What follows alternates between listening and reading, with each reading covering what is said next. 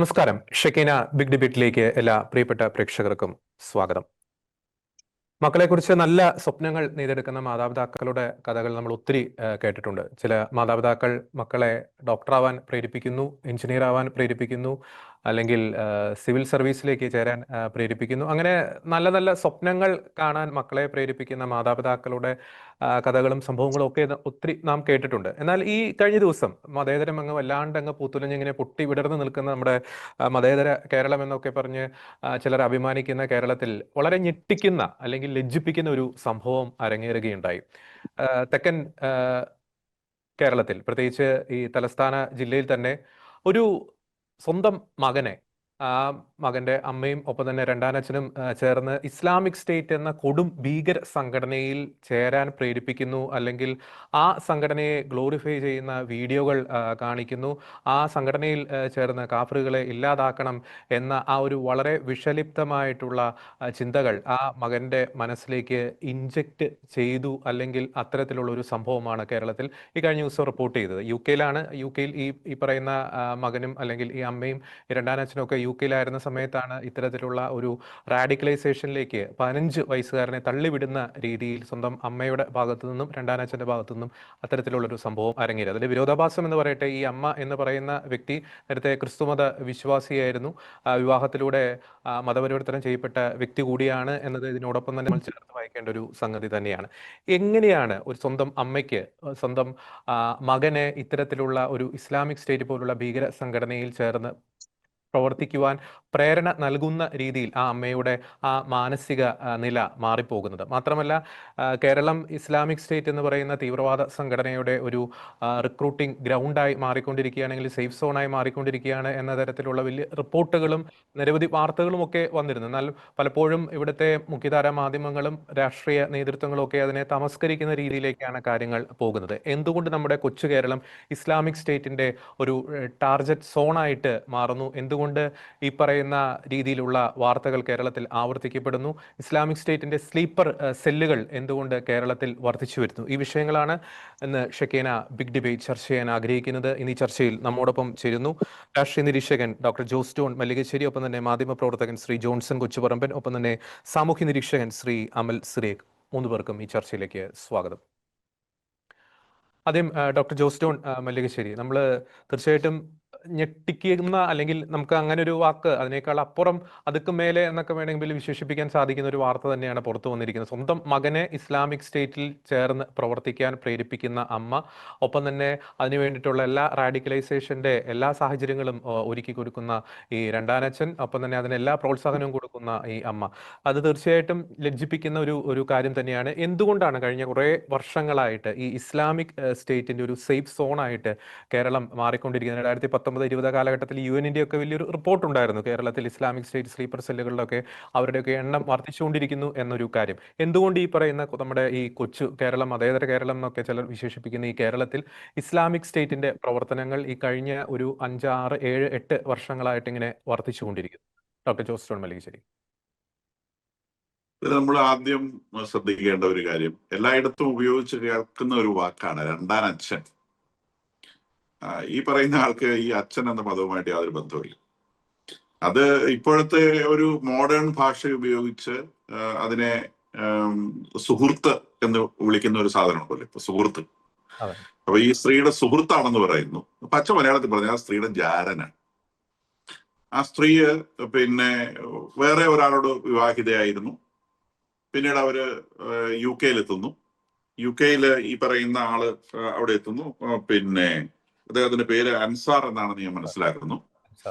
അപ്പൊ അൻസാർ പിന്നെ ഈ സ്ത്രീകളെ വലയിൽപ്പെടുത്തുന്നതിൽ സ്പെഷ്യലിസ്റ്റ് ആയിട്ടുള്ള ഒരാളായിരിക്കണം. കാരണം ലവ് ജിഹാദ് പോലത്തെ പരിപാടികളിലൊക്കെ സ്പെഷ്യലൈസ് ചെയ്ത് വളർത്തപ്പെട്ട സംഘടനയുമായി അദ്ദേഹത്തിന് ബന്ധമുണ്ട് എന്ന് അദ്ദേഹത്തിന്റെ ചരിത്രത്തിൽ നിന്ന് മനസ്സിലാവുന്നു. കാരണം അദ്ദേഹത്തിന്റെ അനുജനായിട്ടുള്ള സിദ്ദിഖ് എന്ന് പറയുന്ന ആള് കനകമല IS കേസിൽ 2014 കേരളത്തിൽ തന്നെ പിടിക്കപ്പെട്ട ISന്റെ ഒരു ഡെവലപ്മെന്റ് ആണ് കനകമല കേസ് എന്ന് പറയുന്നത്. കണ്ണൂർ ജില്ലയിലാണ് അത് പിടിച്ചിട്ടുള്ളത്. അപ്പൊ ഇതിൽപ്പെട്ടിട്ടുള്ള സിദ്ദിഖ് എന്ന് പറയുന്ന ആളുടെ സഹോദരനാണ് ഇയാളെന്ന് പറയുന്നത്. അപ്പൊ ഇയാള് ബേസിക്കലി IS ട്രെയിനിങ് ഉള്ള ആളാണ് എന്ന് വേണം വിചാരിക്കാൻ. ഈ കേസിന്റെ നാൾവഴികൾ ഡെവലപ്പ് ചെയ്ത് വരുന്നതേ ഉള്ളൂ. ഇത് മിക്കവാറും അളയിലുള്ളത് ഒത്തിരി മുഴുത്ത സംഗതികളാവാനാണ് സാധ്യത. ഇതിന്റെ ഒരു പാമ്പിന്റെ വാല മാത്രമേ പിടിച്ചിട്ടുണ്ടാവും. ഇത് വലിച്ചു പുറത്തേക്ക് എടുക്കുമ്പോൾ ഒരുപാട് കാര്യങ്ങളുണ്ടാവും. അപ്പൊ ഇതില് പിന്നെ ആദ്യം ശ്രദ്ധിക്കേണ്ട ഒരു സംഗതി, ഈ IS എന്ന് പറയുന്ന സാധനം റിക്രൂട്ട്മെന്റുകൾക്കായിട്ട് ഉപയോഗിച്ചിരുന്നത് ആദ്യം മതസ്നേഹമാണ്. ഇസ്ലാമിക് ബ്രദർഹുഡ് എന്ന് പറയുന്ന ആ ഇസ്ലാം മതം ലോകത്തെമ്പാടും അവര് ബ്രദേഴ്സ് ആണ്, ഒറ്റ ചോരയാണ്. അതുകൊണ്ട് എവിടെയെങ്കിലും ലോകത്തിൽ മുസ്ലിങ്ങൾ ആക്രമിക്കപ്പെടുന്നുണ്ടെങ്കിൽ അതിന് ജീവൻ കൊടുത്തും രക്ഷിക്കണം എന്നുള്ള ഇസ്ലാമിക് ബ്രദർഹുഡിന്റെ ആശയം. അത് കുറച്ചും കൂടി ഡീപ്പായിട്ട് ഇസ്ലാമിക് ആശയങ്ങളിലേക്ക് നീങ്ങുമ്പോൾ മറ്റു മതത്തിൽപ്പെട്ടവരൊക്കെ ശത്രുക്കളാവും. അത് ക്രിസ്ത്യാനി ആയിക്കൊള്ളട്ടെ, ജ്യൂ ആയിക്കൊള്ളട്ടെ, ഹിന്ദു ആയിക്കൊള്ളട്ടെ, അവരൊക്കെ ശത്രുക്കളാവും. ആ ശത്രുക്കളെ കൊല്ലുക അല്ലെങ്കിൽ നിഗ്രഹിക്കുക എന്നുള്ളതാണ് ഒരു ഇസ്ലാമിന്റെ ജോലി എന്നുള്ള ഒരു ബോധ്യം. അത് മതപരമായ ഒരു ബോധ്യമാണ്. ആ മതപരമായ ബോധ്യം വളർത്തിക്കൊണ്ടാണ് ഇസ്ലാമിക് ജിഹാദ് ഈ കാലത്തൊക്കെ വളർത്തിക്കൊണ്ടുവന്നത്. അതിന് അവർ ലവ് ജിഹാദ് പോലത്തെ സാധനങ്ങൾ ഉപയോഗിക്കുന്നു, അല്ലെങ്കിൽ ഈ മതസ്നേഹത്തിന്റെ ഒരു എക്സ്ട്രീം ഫോം ഉപയോഗിക്കുന്നു, അങ്ങനെ പല കാര്യങ്ങൾ ഉപയോഗിക്കുന്നു. ഇവിടെ ഇപ്പൊ നമ്മൾ കണ്ടത് മകനെ വിൽക്കുന്നതാണ്. ഈ സ്ത്രീക്ക് അവർക്കൊരു ജാരനെ കിട്ടിയ സമയത്ത് അവരെ സംബന്ധിച്ച് ഈ മകനെ ഒഴിവാക്കണം. അപ്പൊ ഈ മകനെ ഒഴിവാക്കാൻ വേണ്ടി അവർ കണ്ട ഏറ്റവും നല്ല പരിപാടി ഈ മകനെ IS-ന് വിൽക്കുക എന്നുള്ളതാണ്. അല്ല, ഒന്നാമതിന് പൈസ കിട്ടുമെന്ന് വേണം വിചാരിക്കാൻ. അപ്പൊ ഇത് IS-ന്റെ ഒരു പുതിയ റിക്രൂട്ട്മെന്റ് സ്റ്റൈലാണ് എന്ന് കൂടി മനസ്സിലാക്കണം. സമൂഹത്തിൽ നിന്ന് പുറന്തള്ളപ്പെടാൻ ആഗ്രഹിക്കപ്പെടുന്ന വ്യക്തികളെ വിറ്റൊഴിവാക്കാനും IS-നെ ഉപയോഗിക്കാം എന്നുള്ളതാണ് ഞാൻ ഇതിൽ നിന്ന് മനസ്സിലാക്കുന്നത്. കാരണം ഇവനെ IS-ലേക്ക് ട്രെയിൻ ചെയ്തെടുക്കുവാൻ വേണ്ടി IS-ന്റെ ബൗദ്ധിക വെപ്പൺസ് ഉപയോഗിക്കുന്നുണ്ട്. ബൗദ്ധിക വെപ്പൺസ് ഒക്കെ ഉപയോഗിക്കാൻ പറ്റുമെന്ന് എനിക്ക് അറിയത്തില്ല.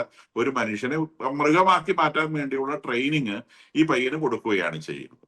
അപ്പൊ അത്തരം ഒരു ട്രെയിനിങ്ങിന്റെ ഏതോ ഒരു സമയത്ത് ഇയാളുടെ മാനസിക നില തെറ്റിയതായിട്ട് ഇദ്ദേഹം മനസ്സിലാക്കുന്നത് ഇവൻ 10ാം ക്ലാസ് പഠിക്കുന്ന പ്രായത്തില് ഇംഗ്ലണ്ടിലേക്ക് പോയി എന്നും അവിടെ നിന്ന് ഈ സ്ത്രീയുടെ കൂടെ താമസിക്കുന്ന ഈ പുരുഷൻ ഇവന് ഇത്തരം ട്രെയിനിങ് കൊടുക്കുന്നുവെന്നും ഈ സ്ത്രീയുടെ കൂടി സപ്പോർട്ട് ഇതിന് ലഭിക്കുന്നുവെന്നും, കാരണം ഭർത്താവിനെ ഉപേക്ഷിച്ച് വേറൊരു പുരുഷന്റെ കൂടെ പോകുന്ന സ്ത്രീയുടെ ഭ്രാന്തുകൾ വളരെ വ്യത്യസ്തമായ ഭ്രാന്തുകളാണ്. അപ്പം അത്തരം ഭ്രാന്തുകൾക്ക് തടസ്സമാവുന്ന ഒരു സാധനമായിട്ട് അവർ മകനെ കണ്ടിട്ടുണ്ടാവും. അപ്പൊ അവനെ ഒഴിവാക്കാൻ വേണ്ടി അവര് കണ്ട ഒരു സംഗതി ആയിരിക്കണം ഇവനെ വിറ്റം ഒഴിവാക്കാം എന്നുള്ളത്. അപ്പൊ അതിന് ഈ ഇവരുടെ കൂടെ ചെന്ന ഈ അൻസാർ എന്ന് പറയുന്ന ആള് നല്ലൊരു വഴി, അയാൾക്ക് അറിയാവുന്ന വഴി, അയാൾ വരുന്ന വഴി, അയാൾ ഭാഗമായിട്ടുള്ള വഴി, അതിന്റെ വഴി ഉപയോഗിക്കുന്നു. കാരണം UK ഈ അറബി സംസാരിക്കുന്ന ആളുകൾ ഇവരുടെ വീട്ടിൽ സന്ദർശിച്ചിരുന്നുവെന്നും അവരുടെ കൂടെ നിർത്തി പാലസ്തീനിയൻ തരത്തിലുള്ള വേഷങ്ങളൊക്കെ ഇടിച്ചപ്പോ ഇതിന്റെ ഫോട്ടോ എടുത്തു എന്നൊക്കെ പറയുന്നുണ്ട്. കാരണം ഇവൻ ഇത്തരം ഫോട്ടോയൊക്കെ ധരിച്ചു നിൽക്കുന്നവർ പിന്നീട് ചത്തു കഴിഞ്ഞാൽ ആ ചത്തയുടെ പേരിൽ കൂടി പൈസ ഈടാക്കാൻ സാധിച്ചേക്കും എന്നുള്ളതായിരിക്കാം ഒരു പക്ഷേ ഇവര് പ്ലാൻ ചെയ്തത് എന്ന് വേണം വിചാരിക്കാൻ. ഈ പ്ലോട്ട് റിവീൽ ചെയ്ത് വരുന്നേ ഉള്ളൂ എന്ന് ഞാൻ ആദ്യമേ സൂചിപ്പിച്ചുവല്ലോ. അപ്പൊ നമ്മൾ ഇതിന്റെ ഈ കേരളത്തിലുള്ള ഇമ്പാക്റ്റിലേക്ക് വരുന്ന സമയത്ത് ഈ പറയുന്ന ഭീകരപ്രവർത്തകനായിട്ടുള്ള അൻസാർ എന്ന് പറയുന്ന ആള് ഇയാള് ഈ കേരളത്തിൽ തന്നെ ട്രെയിൻ ചെയ്യപ്പെട്ട IS ഭീകരനാണ് എന്ന് വേണം വിചാരിക്കാൻ. കേരളത്തിൽ ഇതിന്റെ സ്ലീപ്പർ സെല്ലുകളല്ല, ഉണർന്ന് പ്രവർത്തിക്കുന്ന സെല്ലുകൾ തന്നെ ഉണ്ട് എന്നാണ് നമ്മുടെ എറണാകുളത്തെ സ്കൂളിലെ കാര്യങ്ങളിൽ നിന്നൊക്കെ നമ്മൾ മനസ്സിലാക്കുന്നത്. ഇത് ഒളിഞ്ഞു മാത്രമൊന്നുമല്ല, തെളിഞ്ഞുകൂടെ ഉണ്ട്. അപ്പൊ ഇതിനിവിടുത്തെ രാഷ്ട്രീയ പ്രസ്ഥാനങ്ങളുടെ പ്രത്യേകിച്ചും ഇടതുപക്ഷത്തിന്റെ വളരെ തെളിഞ്ഞുള്ള സപ്പോർട്ട് കിട്ടുന്നുണ്ട്. വലതുപക്ഷവും ഒട്ടും മോശമല്ല, സപ്പോർട്ട് ചെയ്യാൻ വേണ്ടി അവർ സഹായിക്കുന്നു. അപ്പൊ അതില് പിന്നെ നേതാക്കന്മാരെ ഇതിലെ നേതാക്കന്മാരെ നിശ്ചയമായിട്ട് തലപ്പത്തിരിക്കുന്ന നേതാക്കന്മാരെ ഏതെങ്കിലുമൊക്കെ തരത്തിൽ പിടിച്ചു കെട്ടി ഇടാനുള്ള എന്തൊക്കെയോ കിനാവള്ളികൾ ഇവരുടെ കയ്യിൽ ഉണ്ട് എന്നുള്ളതും വസ്തുതയാണ്. അത് വോട്ട് മാത്രമൊന്നുമല്ല, വേറെ പല വള്ളികൾ ഉപയോഗിച്ചും നമ്മളുടെ രാഷ്ട്രീയ പാർട്ടിയിലെ നേതാക്കന്മാരെ ഇവർ കെട്ടിയിട്ടിട്ടുണ്ട്. എന്നിട്ട് അതിന്റെ ഭാഗമായിട്ട് ഇവർ പിന്നീട് ഇത്തരം ട്രെയിനിങ്ങുകൾ നമ്മളുടെ രാജ്യത്ത് തന്നെ കൊടുക്കുന്നുണ്ട് എന്നുള്ളതാണ്. ഇപ്പൊ ഇദ്ദേഹത്തെ പിടിക്കപ്പെട്ട സമയത്ത് ഇവന്റെ വായിൽ നിന്ന് ചാടിയ ചില വാക്കുകൾ, മോഡിയെ കൊല്ലണം, കാരണം മോഡിയാണ് അവരുടെ ഏറ്റവും വലിയ ശത്രു. അതുപോലെ ഇന്ത്യയിലെ മുസ്ലിങ്ങളെ കൊല്ലണം, കാരണം ഇന്ത്യയിലെ മുസ്ലിങ്ങൾ ട്രൂ മുസ്ലിംസ് അല്ല. ഇന്ത്യയിലെ മുസ്ലിംസ് എന്തുകൊണ്ടാണ് ട്രൂ മുസ്ലിംസ് അല്ലാത്തത്? ഇന്ത്യയിലെ മുസ്ലിംസ് ട്രൂ മുസ്ലിംസ് അല്ലാത്തത് അവരിവിടുത്തെ ഹിന്ദുക്കളെ കൊല്ലാത്തത് കൊണ്ടാണ്. അവരിവിടുത്തെ ക്രിസ്ത്യാനികളെ കൊല്ലാത്തത് കൊണ്ടാണ് അവർ ട്രൂ മുസ്ലിംസ് അല്ലാത്തത്. ട്രൂ മുസ്ലിം ആണെങ്കിൽ അവരിവിടുത്തെ ക്രിസ്ത്യാനികളെയും ഹിന്ദുക്കളെയും കൊന്നേനെ എന്നാണ് അതിനകത്തുള്ള ഒന്നാമത്തെ സൂചന. രണ്ട്, മോഡി എന്ന് പറയുന്ന ഇവരെ സംബന്ധിച്ച് പർവ്വതത്തോളം ഉയർന്നു നിൽക്കുന്ന ഒരു ഡിഫെൻസീവ് ഫിഗറാണ്. അപ്പൊ ആ ഡിഫെൻസീവ് ഫിഗറിനെ തകർക്കുക എന്നുള്ളത് ഇവരുടെ പ്രാഥമിക ലക്ഷ്യമാണ് എന്നുള്ളത് ഈ ദിവസങ്ങളിലൊക്കെ നമ്മൾ പിന്നെ ഡൽഹി എക്സ്പ്ലോഷനിലും അതുപോലെ റൈസൻ മാനുഫാക്ചറിലും ഒക്കെ പിടിക്കപ്പെട്ട ഭീകരരുടെ ആത്യന്തിക ടാർഗറ്റ് എന്ന് പറയുന്നത് മോഡി എന്ന് പറയുന്ന ഒരു വ്യക്തിയാണ് നമുക്ക് തിരിച്ചറിയാൻ പറ്റും. കാരണം ഇവരുടെയൊക്കെ പ്രവർത്തനങ്ങൾ ഈ ഡൽഹിയുമായി ചുറ്റിപ്പറ്റിയാണ് നടക്കുന്നത്. ഇവർക്ക് ഒരു തരത്തിലും ഇന്ത്യയിൽ ഡെവലപ്പ് ചെയ്യാൻ കഴിയാതെ പോയത് മോഡി എന്ന് പറയുന്ന ഒരു സിംഗിൾ മാനിന്റെ ഡെവലപ്മെന്റ് കൊണ്ടാണ്. അപ്പൊ അത് ഇസ്രായേലിൽ ഒരു നെതന്യാഹു എങ്ങനെ പ്രവർത്തിക്കുന്നുവോ അതുപോലെ ഇന്ത്യയിൽ ഒരു മോഡി പ്രവർത്തിക്കുന്നു എന്നാണ് ഈ പയ്യന്റെ വായിൽ നിന്ന് ഈ മോഡി എന്ന വാക്ക് പുറത്തു ചാടുമ്പോൾ നമ്മൾ തിരിച്ചറിയേണ്ടതെന്ന് മനസ്സിലാക്കണം. നമ്മുടെ രാജ്യത്തിന് ആ വ്യക്തി നൽകുന്ന ഷീൽഡ് എന്താണെന്ന് നമുക്ക് മനസ്സിലാക്കണം. കാരണം നെതന്യാഹു ഇസ്രായേലിന് ഏത് തരത്തിൽപ്പെട്ട ഒരു സംരക്ഷണമാണ് നൽകുന്നത്. അയാൾക്ക് ഒരുപാട് ക്രിറ്റിസിസം ഏൽക്കേണ്ടി വരുന്നുണ്ട്. പക്ഷെ ക്രിറ്റിസിസം ഏൽക്കുമ്പോഴും ആ ശത്രുവിന്റെ നേരെ ഒരു തരത്തിലുള്ള കോംപ്രമൈസിന് നെതന്യാഹു തയ്യാറാവുന്നില്ല. അത് ലെബനോണിലായിക്കൊള്ളട്ടെ, സിറിയയിലായിക്കൊള്ളട്ടെ, വെസ്റ്റ് ബാങ്കിലായിക്കൊള്ളട്ടെ, ഗാസയിലായിക്കൊള്ളട്ടെ, ഇറാഖിലായിക്കൊള്ളട്ടെ, ഇറാനിലായിക്കൊള്ളട്ടെ, ഇസ്രായേലിനെ ആക്രമിക്കാൻ നിൽക്കുന്ന ഈ ഇസ്ലാമിക തീവ്രവാദം എന്ന് പറയുന്ന പാമ്പിന്റെ തല അടിച്ചു പൊളിച്ചേ അടങ്ങുകയുള്ളൂ എന്നുള്ള വാശിയിൽ നിൽക്കുന്നവർ നെതന്യാഹുവിനെ നിങ്ങൾക്ക് അവിടെ കാണാം. അത് അത്രത്തോളം വോസിഫറസ് അല്ലെങ്കിലും അതുപോലെ തന്നെ ഉയർന്നു നിൽക്കുന്ന ഒരു ഫിഗറാണ് ഈ മോഡി എന്നുള്ളതാണ് ഈ IS പോലത്തെ ഭീകര പ്രവർത്തകരെ അദ്ദേഹത്തിനെതിരെ തിരിയാൻ വേണ്ടി പ്രേരിപ്പിക്കുന്നതാണ് മനസ്സിലാക്കാൻ. അപ്പൊ ഒരുപക്ഷെ ഈ പയ്യനെ ട്രെയിൻ ചെയ്തെടുത്തത് ഒരു ബെൽറ്റ് ബോംബായി, അല്ലെങ്കിൽ ഒരു കാർ ബോംബായി, അല്ലെങ്കിൽ ഒരു പൂമാല ബോംബായി. അന്ന് രാജീവ് ഗാന്ധിയുടെ കാലിൽ ചെന്ന് പൊട്ടിത്തെറിച്ച ഒരു പൂമാല ബോംബായി. ഇതുപോലത്തെ ഏതെങ്കിലും ഒരു തലത്തിലേക്ക് പയ്യനെ വളർത്തിയെടുക്കാൻ സാധിക്കുമോ എന്നുള്ള ISന്റെ ഒരു ശ്രമത്തിന്റെ ഭാഗമായി ആയിരിക്കണം ഈ പയ്യനെ വളർത്തിയെടുക്കാൻ ശ്രമിച്ചത് എന്ന് ഞാൻ വിചാരിക്കുകയാണ്.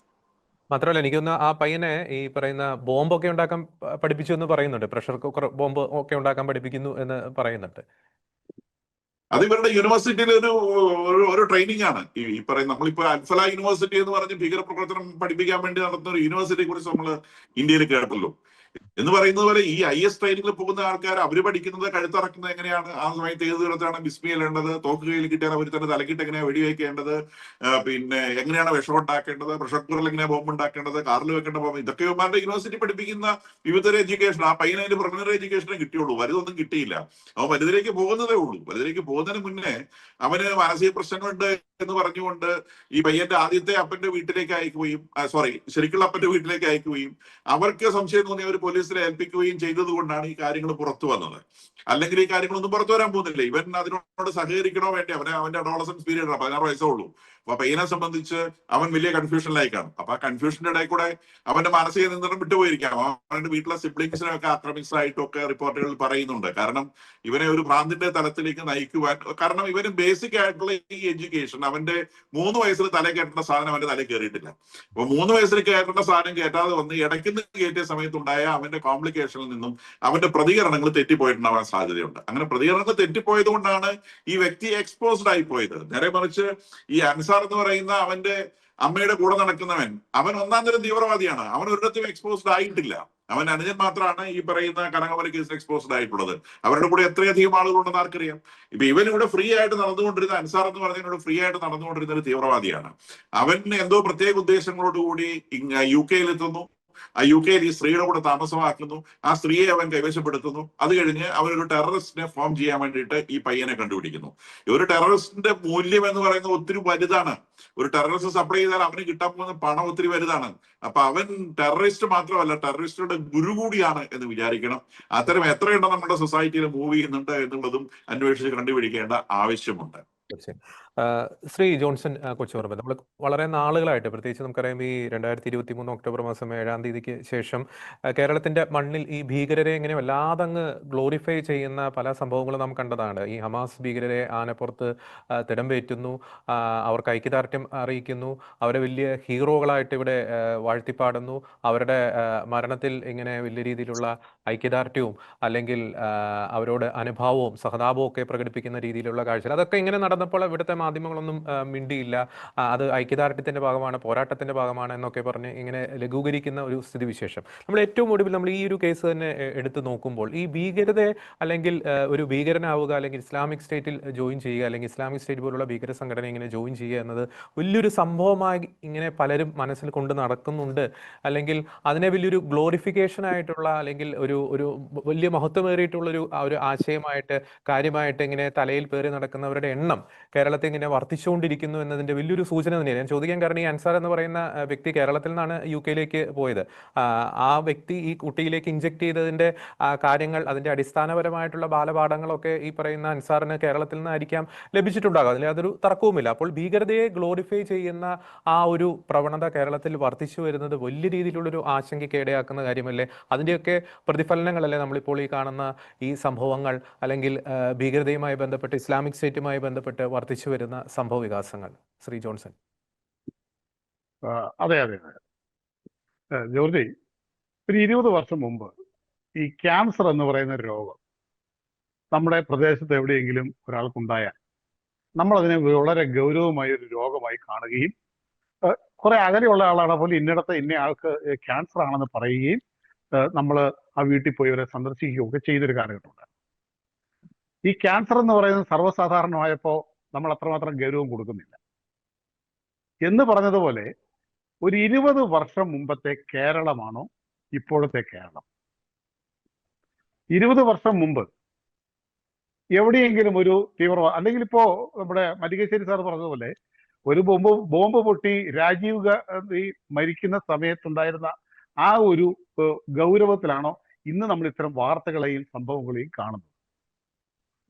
കേരളത്തില് ഇതൊരു സാധാരണ സംഭവമായി കാണുന്ന ഒരു സമൂഹത്തെ ക്രമേണ ഇവിടുത്തെ രാഷ്ട്രീയ കക്ഷികളും മാധ്യമങ്ങളും ഒക്കെ വരുത്തി തീർത്തു. എന്ന് പറഞ്ഞാൽ ഇതൊക്കെ എല്ലാ രാജ്യത്തും നടക്കുന്നതാ, ഇത് ഇന്ത്യയിലും നടക്കും, ഇതൊന്നും അത്ര വലിയ പ്രശ്നമൊന്നുമല്ല, 2-3 ദിവസത്തെ ഒരു വാർത്താ പ്രാധാന്യം മാത്രം.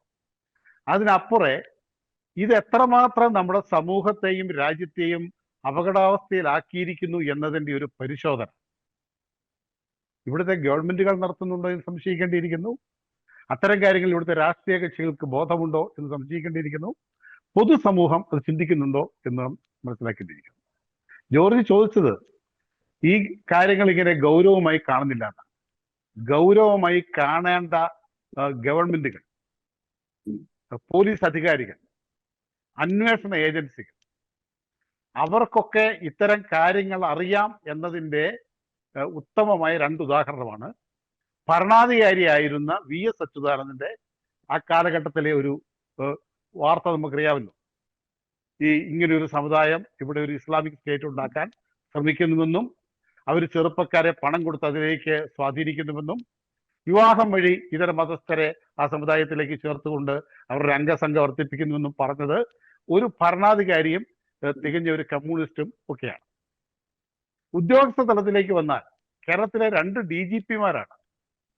അവർ ഔദ്യോഗിക ജീവിതത്തിൽ ഇരുന്നപ്പോൾ പറഞ്ഞില്ല, അതിന് ചില പരിമിതികൾ ഉണ്ടാവും, പലരുടെയും കീഴിലായതുകൊണ്ട്.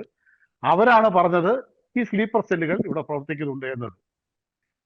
അത് ഉത്തരവാദിത്വപ്പെട്ടവരാണ്. ഇതൊരു ഗോസിപ്പായിട്ട് എവിടെയെങ്കിലും പറഞ്ഞതോ ഏതെങ്കിലും ഒരു സാധാരണക്കാരൻ രാഷ്ട്രീയ പ്രസംഗമായി കവലയിൽ നിന്ന് പ്രസംഗിച്ചതൊന്നുമല്ല.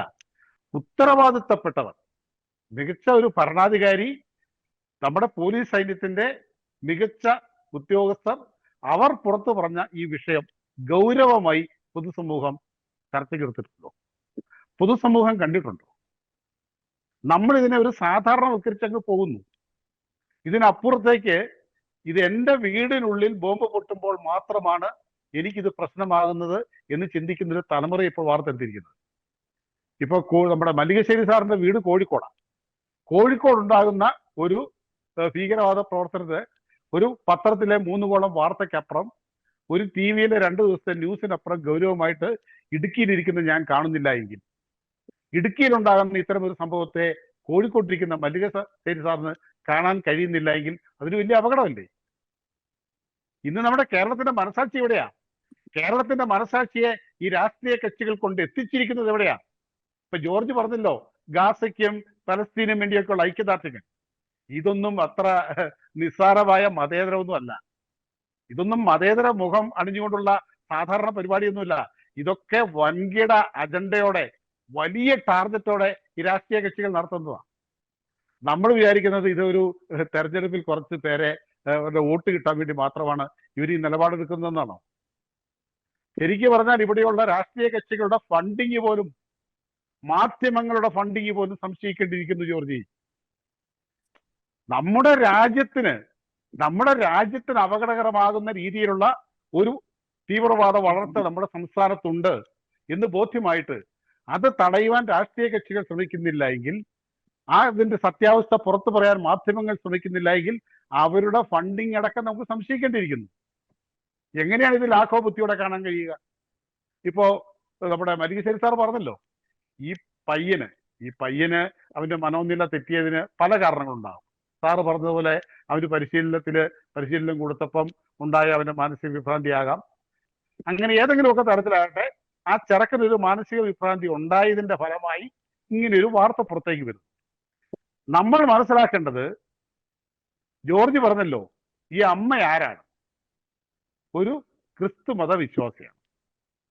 ക്രിസ്തുമത വിശ്വാസിയാണെന്ന് പറയുമ്പോൾ അവരുടെ ബാല്യത്തിലെങ്കിലും, അവരുടെ ഒരു യൗവനത്തിന് ശേഷമുള്ള അല്ലെങ്കിൽ അവരുടെ വിവാഹത്തിന് ശേഷമുള്ള കാലഘട്ടമൊക്കെ പോട്ടെ, അവരുടെ ബാല്യത്തിലെങ്കിലും ഉത്തമമായ ക്രൈസ്തവ ബോധത്തോടെ വളർന്നൊരു കുട്ടിയായി. പിന്നീട് അവരുടെ അമ്മയായി. അപ്പനെ പോലെയല്ല അമ്മ.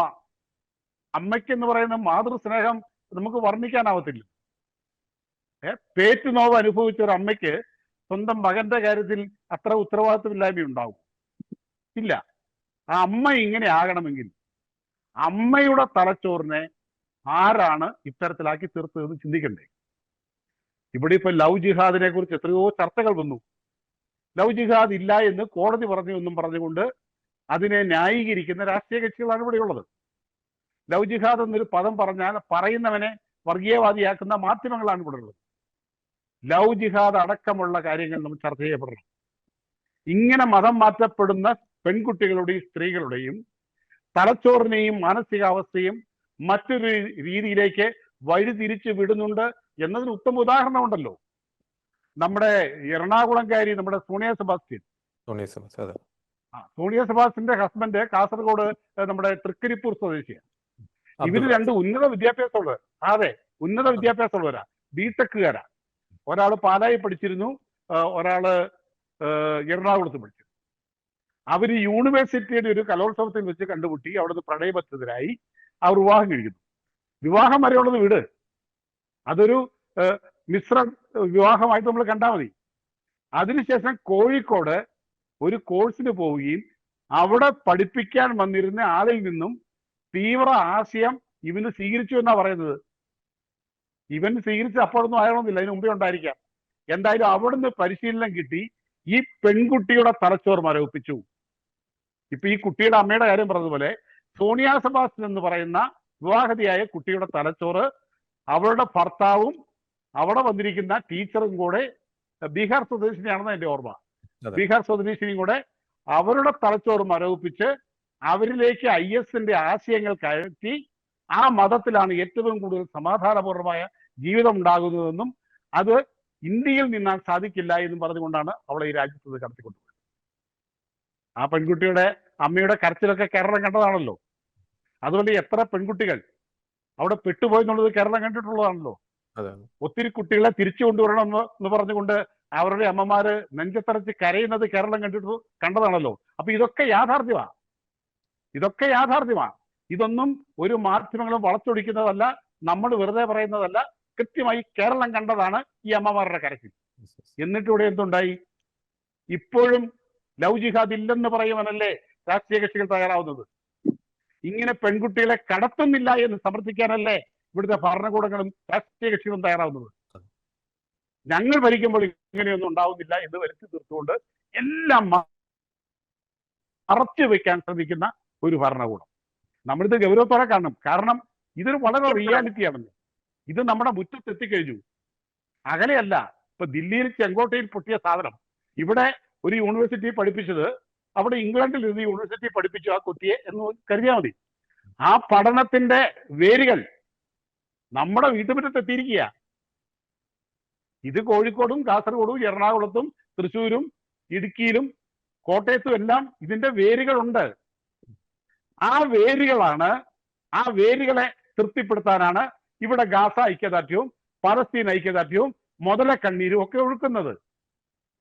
അങ്ങനെ ഒഴുക്കുമ്പോൾ ഇവർ തളരുകയാണോ വളരുകയാണോ? അവർ സുരക്ഷിതരാവുകയാണോ അരക്ഷിതരാവുകയാണോ? ഇത്തരം സ്ലീപ്പർ സെല്ലുകളെ ഇവിടെ സുരക്ഷിതമാകുവാൻ, അവർക്കിവിടെ വളരുവാൻ വളക്കൂറ് കൊടുക്കുന്നത് ഇവിടുത്തെ രാഷ്ട്രീയ കക്ഷികളും ഭരണകൂടങ്ങളുമാണ്. Yes. ഇല്ലെന്ന് പറയാൻ കഴിയുമോ? ഇവിടുത്തെ രാഷ്ട്രീയ കക്ഷികളുടെയും ഭരണകൂടങ്ങളുടെയും മനോഭാവം കൊണ്ടാണ്, അറിയാതെയുള്ള പിന്തുണകൾ കൊണ്ടാണ്, അല്ലെങ്കിൽ അവരുടെ സ്ഥാപിത താല്പര്യം കൊണ്ടാണ് ഇവർ വളരുന്നത്. അല്ലെങ്കിൽ നമ്മൾ ചിന്തിച്ചു നോക്കിയേ, ഇപ്പൊ കാശ്മീരിൽ തീവ്രവാദികൾ വളരുന്നുണ്ടെങ്കിൽ അതിന് കൃത്യമായ ഒരു അതിർത്തി, അവരെ സഹായിക്കാൻ അവർക്ക് സപ്പോർട്ടീവായിട്ട് ഒരു അതിർത്തി പാകിസ്ഥാനുണ്ട്. നമുക്ക് ഏത് അതിർത്തിയാ അങ്ങനെ ഒരു തീവ്രവാദ രാജ്യമോ തീവ്രവാദ സംസ്ഥാനമോ കേരളത്തിന് ചുറ്റുമുണ്ടോ? കേരളം ഇങ്ങ് മൂലയിൽ നിൽക്കുന്ന ഒരു സംസ്ഥാനമല്ലേ. ഇവിടെ അങ്ങനെ പുറത്തു നിന്ന് ഒരു സഹായവും കിട്ടുന്നില്ലല്ലോ. അപ്പോൾ കേരളത്തിൽ ഇത് വളരണമെങ്കിൽ അത് നിസ്സാര കാര്യമല്ലല്ലോ ജോർജി. കൃത്യമായിട്ടുള്ള ഭരണകൂടത്തിന്റെ കൃത്യമായ അജണ്ടയാ, കൃത്യമായ അജണ്ടയാ. അല്ലെങ്കിൽ എന്തുകൊണ്ട് കേരളം? അതുകൂടെ നമ്മൾ ചർച്ച ചെയ്യണം ജോർജി. അതായത് കേരളം എന്ന് പറയുമ്പോൾ എപ്പോഴും പറയുന്നത് പ്രബുദ്ധ കേരളം, മതേതര കേരളം ആണല്ലോ. ഈ രണ്ട് വാക്ക് പറയാതെ അഭിമാനത്തോടെ നമ്മൾ പറയോ? പ്രബുദ്ധ കേരളം, മതേതര കേരളം. കേരളം പ്രബുദ്ധവുമല്ല, കേരളം മതേതരവുമല്ല. പ്രബുദ്ധ കേരളമാണെങ്കിൽ നമ്മുടെ കൺമുമ്പിൽ വന്ന് ഈ അമ്മമാർ കരഞ്ഞത്, ഞങ്ങളുടെ കുട്ടികളെ ഐ എസിന്റെ തടവിലാക്കപ്പെട്ടിരിക്കുന്നു, അവർ ചതിക്കപ്പെട്ടിരിക്കുന്നു, അവരെ തിരിച്ചു കൊണ്ടുവരണമെന്ന് പറഞ്ഞ് കരഞ്ഞത് കേരളത്തിന് എന്തുകൊണ്ട് പ്രബുദ്ധ കേരളമാണെങ്കിൽ മനസ്സിലായില്ല? IS തീവ്രവാദത്തിന്റെ സ്ലീപ്പർ സെല്ലുകൾ ഇവിടെ ഉണ്ടെന്ന് ഭരണാധികാരികളും ഇവിടുത്തെ പോലീസ് ഉദ്യോഗസ്ഥരും പറയുകയും ഇവിടെ നിന്ന് NIA നിരവധി പേരെ തീവ്രവാദ കേസുകളിൽ പിടിക്കുകയും ചെയ്തിട്ട് എന്തുകൊണ്ട് ഇപ്പോഴും നമ്മൾ മതേതരം നടിക്കുന്നു? അപ്പോൾ കേരളം മതേതരമാണോ? നമ്മൾ വലിയ വില കൊടുക്കേണ്ടി വരും ജോർജി. ഇതിങ്ങനെ ചർച്ച ചെയ്തു പോയാൽ പോരാ. എപ്പോഴാണ് കേരളം പൊട്ടിത്തെറിക്കുന്നതെന്നാണ് ഇനി നമ്മൾ ചിന്തിക്കേണ്ടത്. എപ്പോഴാണ് അത്? ഇപ്പൊ ഡൽഹിയില് പൊട്ടിയതുപോലൊന്നും ആയിരിക്കില്ല. വലിയ അപകടത്തിലേക്ക് പോകുമ്പോൾ അത് നിസ്സാരമായി ഭരണകൂടങ്ങളും ഒന്നും കാണരുത്. പ്രത്യേകിച്ച് ഒരു കാര്യം കൂടി ഞാൻ ഈ ആഴ്ച ഇതിൽ പറയുന്നു. ഒരു കാര്യം കൂടെ, ക്രൈസ്തവ സമുദായ നേതൃത്വം, ക്രൈസ്തവ മതവിശ്വാസികൾ, അത് കത്തോലിക്കരുന്നൊന്നുമല്ല ഞാൻ പറഞ്ഞത്, അവർ വളരെ ജാഗ്രതയോടെ തങ്ങളുടെ കുടുംബങ്ങളെയും കുഞ്ഞുങ്ങളെയും നെഞ്ചോട് ചേർത്ത് പിടിക്കേണ്ട സമയം അതിക്രമിച്ചിരിക്കുന്നു. അതുകൂടി പറഞ്ഞുകൊണ്ട് ഞാൻ നിർത്തുന്നു. തീർച്ചയായും വളരെ കറക്റ്റാണ്. ഒരു അഗ്നി പർവ്വതത്തിന് മുകളിൽ നിൽക്കുന്ന സമാനമായിട്ടുള്ള സാഹചര്യം തന്നെയാണ് പ്രത്യേകിച്ച് തീവ്രവാദവുമായി ബന്ധപ്പെട്ടുള്ള വിഷയങ്ങളിൽ കേരളം അഭിമുഖീകരിച്ചുകൊണ്ടിരിക്കുന്നത് എന്നത് വളരെ യാഥാർത്ഥ്യം തന്നെയാണ്. ഞാൻ അമലിലേക്ക് വരികയാണ്. നമുക്കറിയാം, അമൽ, നേരത്തെ ശ്രീ ജോൺസൺ കുച്ചുവർമ്മൻ സൂചിപ്പിച്ചതുപോലെ നമുക്കറിയാം ഈ ഐഷ്യയായിട്ട് മാറിയിട്ടുള്ള സോണിയ സെബാസ്റ്റ്യൻ, ഈ ഫാത്തിമയായി മാറിയിട്ടുള്ള നിമിഷ, മറിയമായി മാറിയിട്ടുള്ള മെറിൻ ജേക്കബ്, പിന്നെ ഈ പറയുന്ന ബെക്സിൻ ഒക്കെ, ആ പേരുകളൊക്കെ നമ്മുടെ മുമ്പിലുണ്ട്. 2017 ആ കാലഘട്ടത്തിലൊക്കെ അഫ്ഗാനിലേക്കും സിറിയയിലേക്കും ഒക്കെ പോയി ഇസ്ലാമിക് സ്റ്റേറ്റിൽ ജോയിൻ ചെയ്ത ഈ പറയുന്ന കേരളത്തിൽ നിന്നുള്ള ഭീകരരാണ് അവർ. എൻ്റെ ഒരു ചോദ്യം ഇതാണ്. നമുക്കറിയാം പലപ്പോഴും ഈ ഇത്തരത്തിലുള്ള റിക്രൂട്ട്മെന്റ് കേസുകളിലേക്ക് നമ്മൾ നോക്കുമ്പോൾ പലരും ഈ കൺവേർട്ടഡ് ആണ്. അത് ഒന്നെങ്കിൽ ക്രിസ്ത്യൻ കൺവേർട്ടഡ് അല്ലെങ്കിൽ ഹിന്ദു കൺവേർട്ടഡ്. ഇപ്പോൾ ഈ നമ്മൾ ലേറ്റസ്റ്റ് ആയിട്ട് നമ്മൾ ചർച്ച ചെയ്യുന്ന ഒരു വിഷയത്തിൽ തന്നെ ഈ പറയുന്ന അമ്മ ക്രിസ്ത്യൻ ബാക്ക്ഗ്രൗണ്ടുള്ള വ്യക്തിയാണ്, പിന്നെ കൺവേർട്ടഡ് ആയിട്ട് മാറിയ ഒരു വ്യക്തിയാണ്. എന്തുകൊണ്ട് ഇവർ ഇത്രത്തോളം അതിരൂക്ഷമായിട്ടുള്ള രീതിയിൽ ഇങ്ങനെ റാഡിക്കലൈസ് ചെയ്യപ്പെടുന്നു? പ്രത്യേകിച്ച് ഈ കൺവേർട്ടഡ് ആയിട്ടുള്ള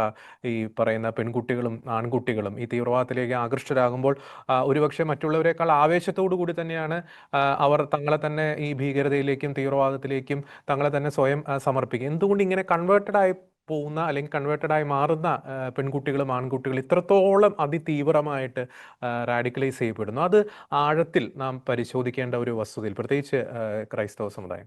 ശ്രീ അമൽ ശ്രീ.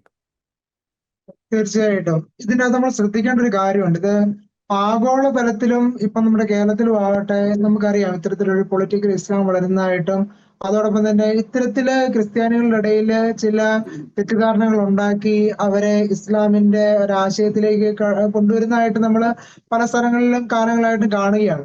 ഇവിടെ ശരിക്കും ശ്രദ്ധിക്കേണ്ടത് ഇസ്ലാമിന്റെ ഉത്ഭവം എങ്ങനെയായിരുന്നു, എങ്ങനെയാണ് ഇങ്ങനെ ഒരു ആശയം ഇവരിലേക്ക് വന്നതെന്നുള്ളതാണ് നാം ശ്രദ്ധിക്കേണ്ടത്. ശരിക്കും ഇസ്ലാമിന്റെ ഉത്ഭവം എന്ന് പറഞ്ഞു കഴിഞ്ഞാൽ അവിടെ ജൂത ക്രൈസ്തവ സമൂഹങ്ങൾ ഉണ്ടായിരുന്ന ഒരു സമൂഹത്തില് അവിടെ പെട്ടെന്നൊരു ആശയം അവിടെ കടന്നു വരുന്നു. ആ ആശയം എന്ന് പറയുന്നത് ക്രിസ്ത്യാനിയുടെയും ജൂതന്മാരുടെയും എല്ലാം തന്നെ പഴയ തലമുറയിൽപ്പെട്ട ആൾക്കാർ ബന്ധപ്പെട്ട് കിടക്കുന്ന ആ പ്രവാചക ഗണത്തിനോടൊക്കെ ബന്ധപ്പെട്ട് കുറെ കഥകളും കാര്യങ്ങളും ഒക്കെ അങ്ങനെ രൂപപ്പെട്ടു വന്നാണ് ഒരു മതം. അപ്പൊ ആ മതത്തിനകത്ത് കൃത്യമായിട്ടും ക്രിസ്ത്യാനികളിലെ ആ പ്രവാചകന്മാർ വരുന്നുണ്ട്, യഹൂദരുടെ പ്രവാചകന്മാർ വരുന്നുണ്ട്. ക്രിസ്ത്യാനികളിലെ ക്രിസ്തു, ദൈവമായിട്ടുള്ള നമ്മുടെ ക്രിസ്തു അവിടെ ഒരു മനുഷ്യ പ്രവാചകനായിട്ട് അവിടെ തരം മാറ്റി വെച്ചുകൊണ്ട് ഒരു പ്രത്യേക ഒരു ഫിഗർ അവിടെ കൊടുക്കുന്നതായിട്ടൊക്കെ നമ്മൾ കാണുന്നുണ്ട്. അതിനൊരു പ്രത്യേക പേരിട്ട്, എന്നാൽ കുറെ അത്ഭുതങ്ങളൊക്കെ നമ്മുടെ ബൈബിളിലുള്ള കുറെ അത്ഭുതങ്ങളൊക്കെ അവിടെ ഈസാ നബി എന്ന് പറയുന്ന ഈ നമ്മുടെ ഈശോയുടെ ഒരു എന്താ പറയുക ഒരു ആശയം അവിടെ കൊണ്ടുവന്ന് ആ അത്ഭുതങ്ങളൊക്കെ അതുപോലെ ചെയ്തിട്ടുണ്ട്. എന്നിട്ട് കുരിശിൽ കയറിയായിരുന്നു, അവിടെ മരണപ്പെട്ടില്ല, ഉയർത്തില്ല, അവിടെ അപ്പോഴേ ദൈവം എടുത്തു എന്നൊക്കെ ഒരു കഥകളിലൂടെ കുറെ തെറ്റിദ്ധാരണകളായിട്ട് കുറെ കാര്യങ്ങള് ആ മതത്തിൽ തന്നെ ഉണ്ട്. അത് ആരംഭം മുതൽ തന്നെ ആ മതത്തിൽ അങ്ങനെ ഖുറാനില് അങ്ങനെ ഉള്ളത് കൊണ്ട് തന്നെ എല്ലാ കാലവും ക്രിസ്ത്യാനികളുടെ ഇടയിൽ ഇതൊരു തെറ്റിദ്ധാരണാജനകമായിട്ടുള്ള ഒരു ആശയം തന്നെയാണ്.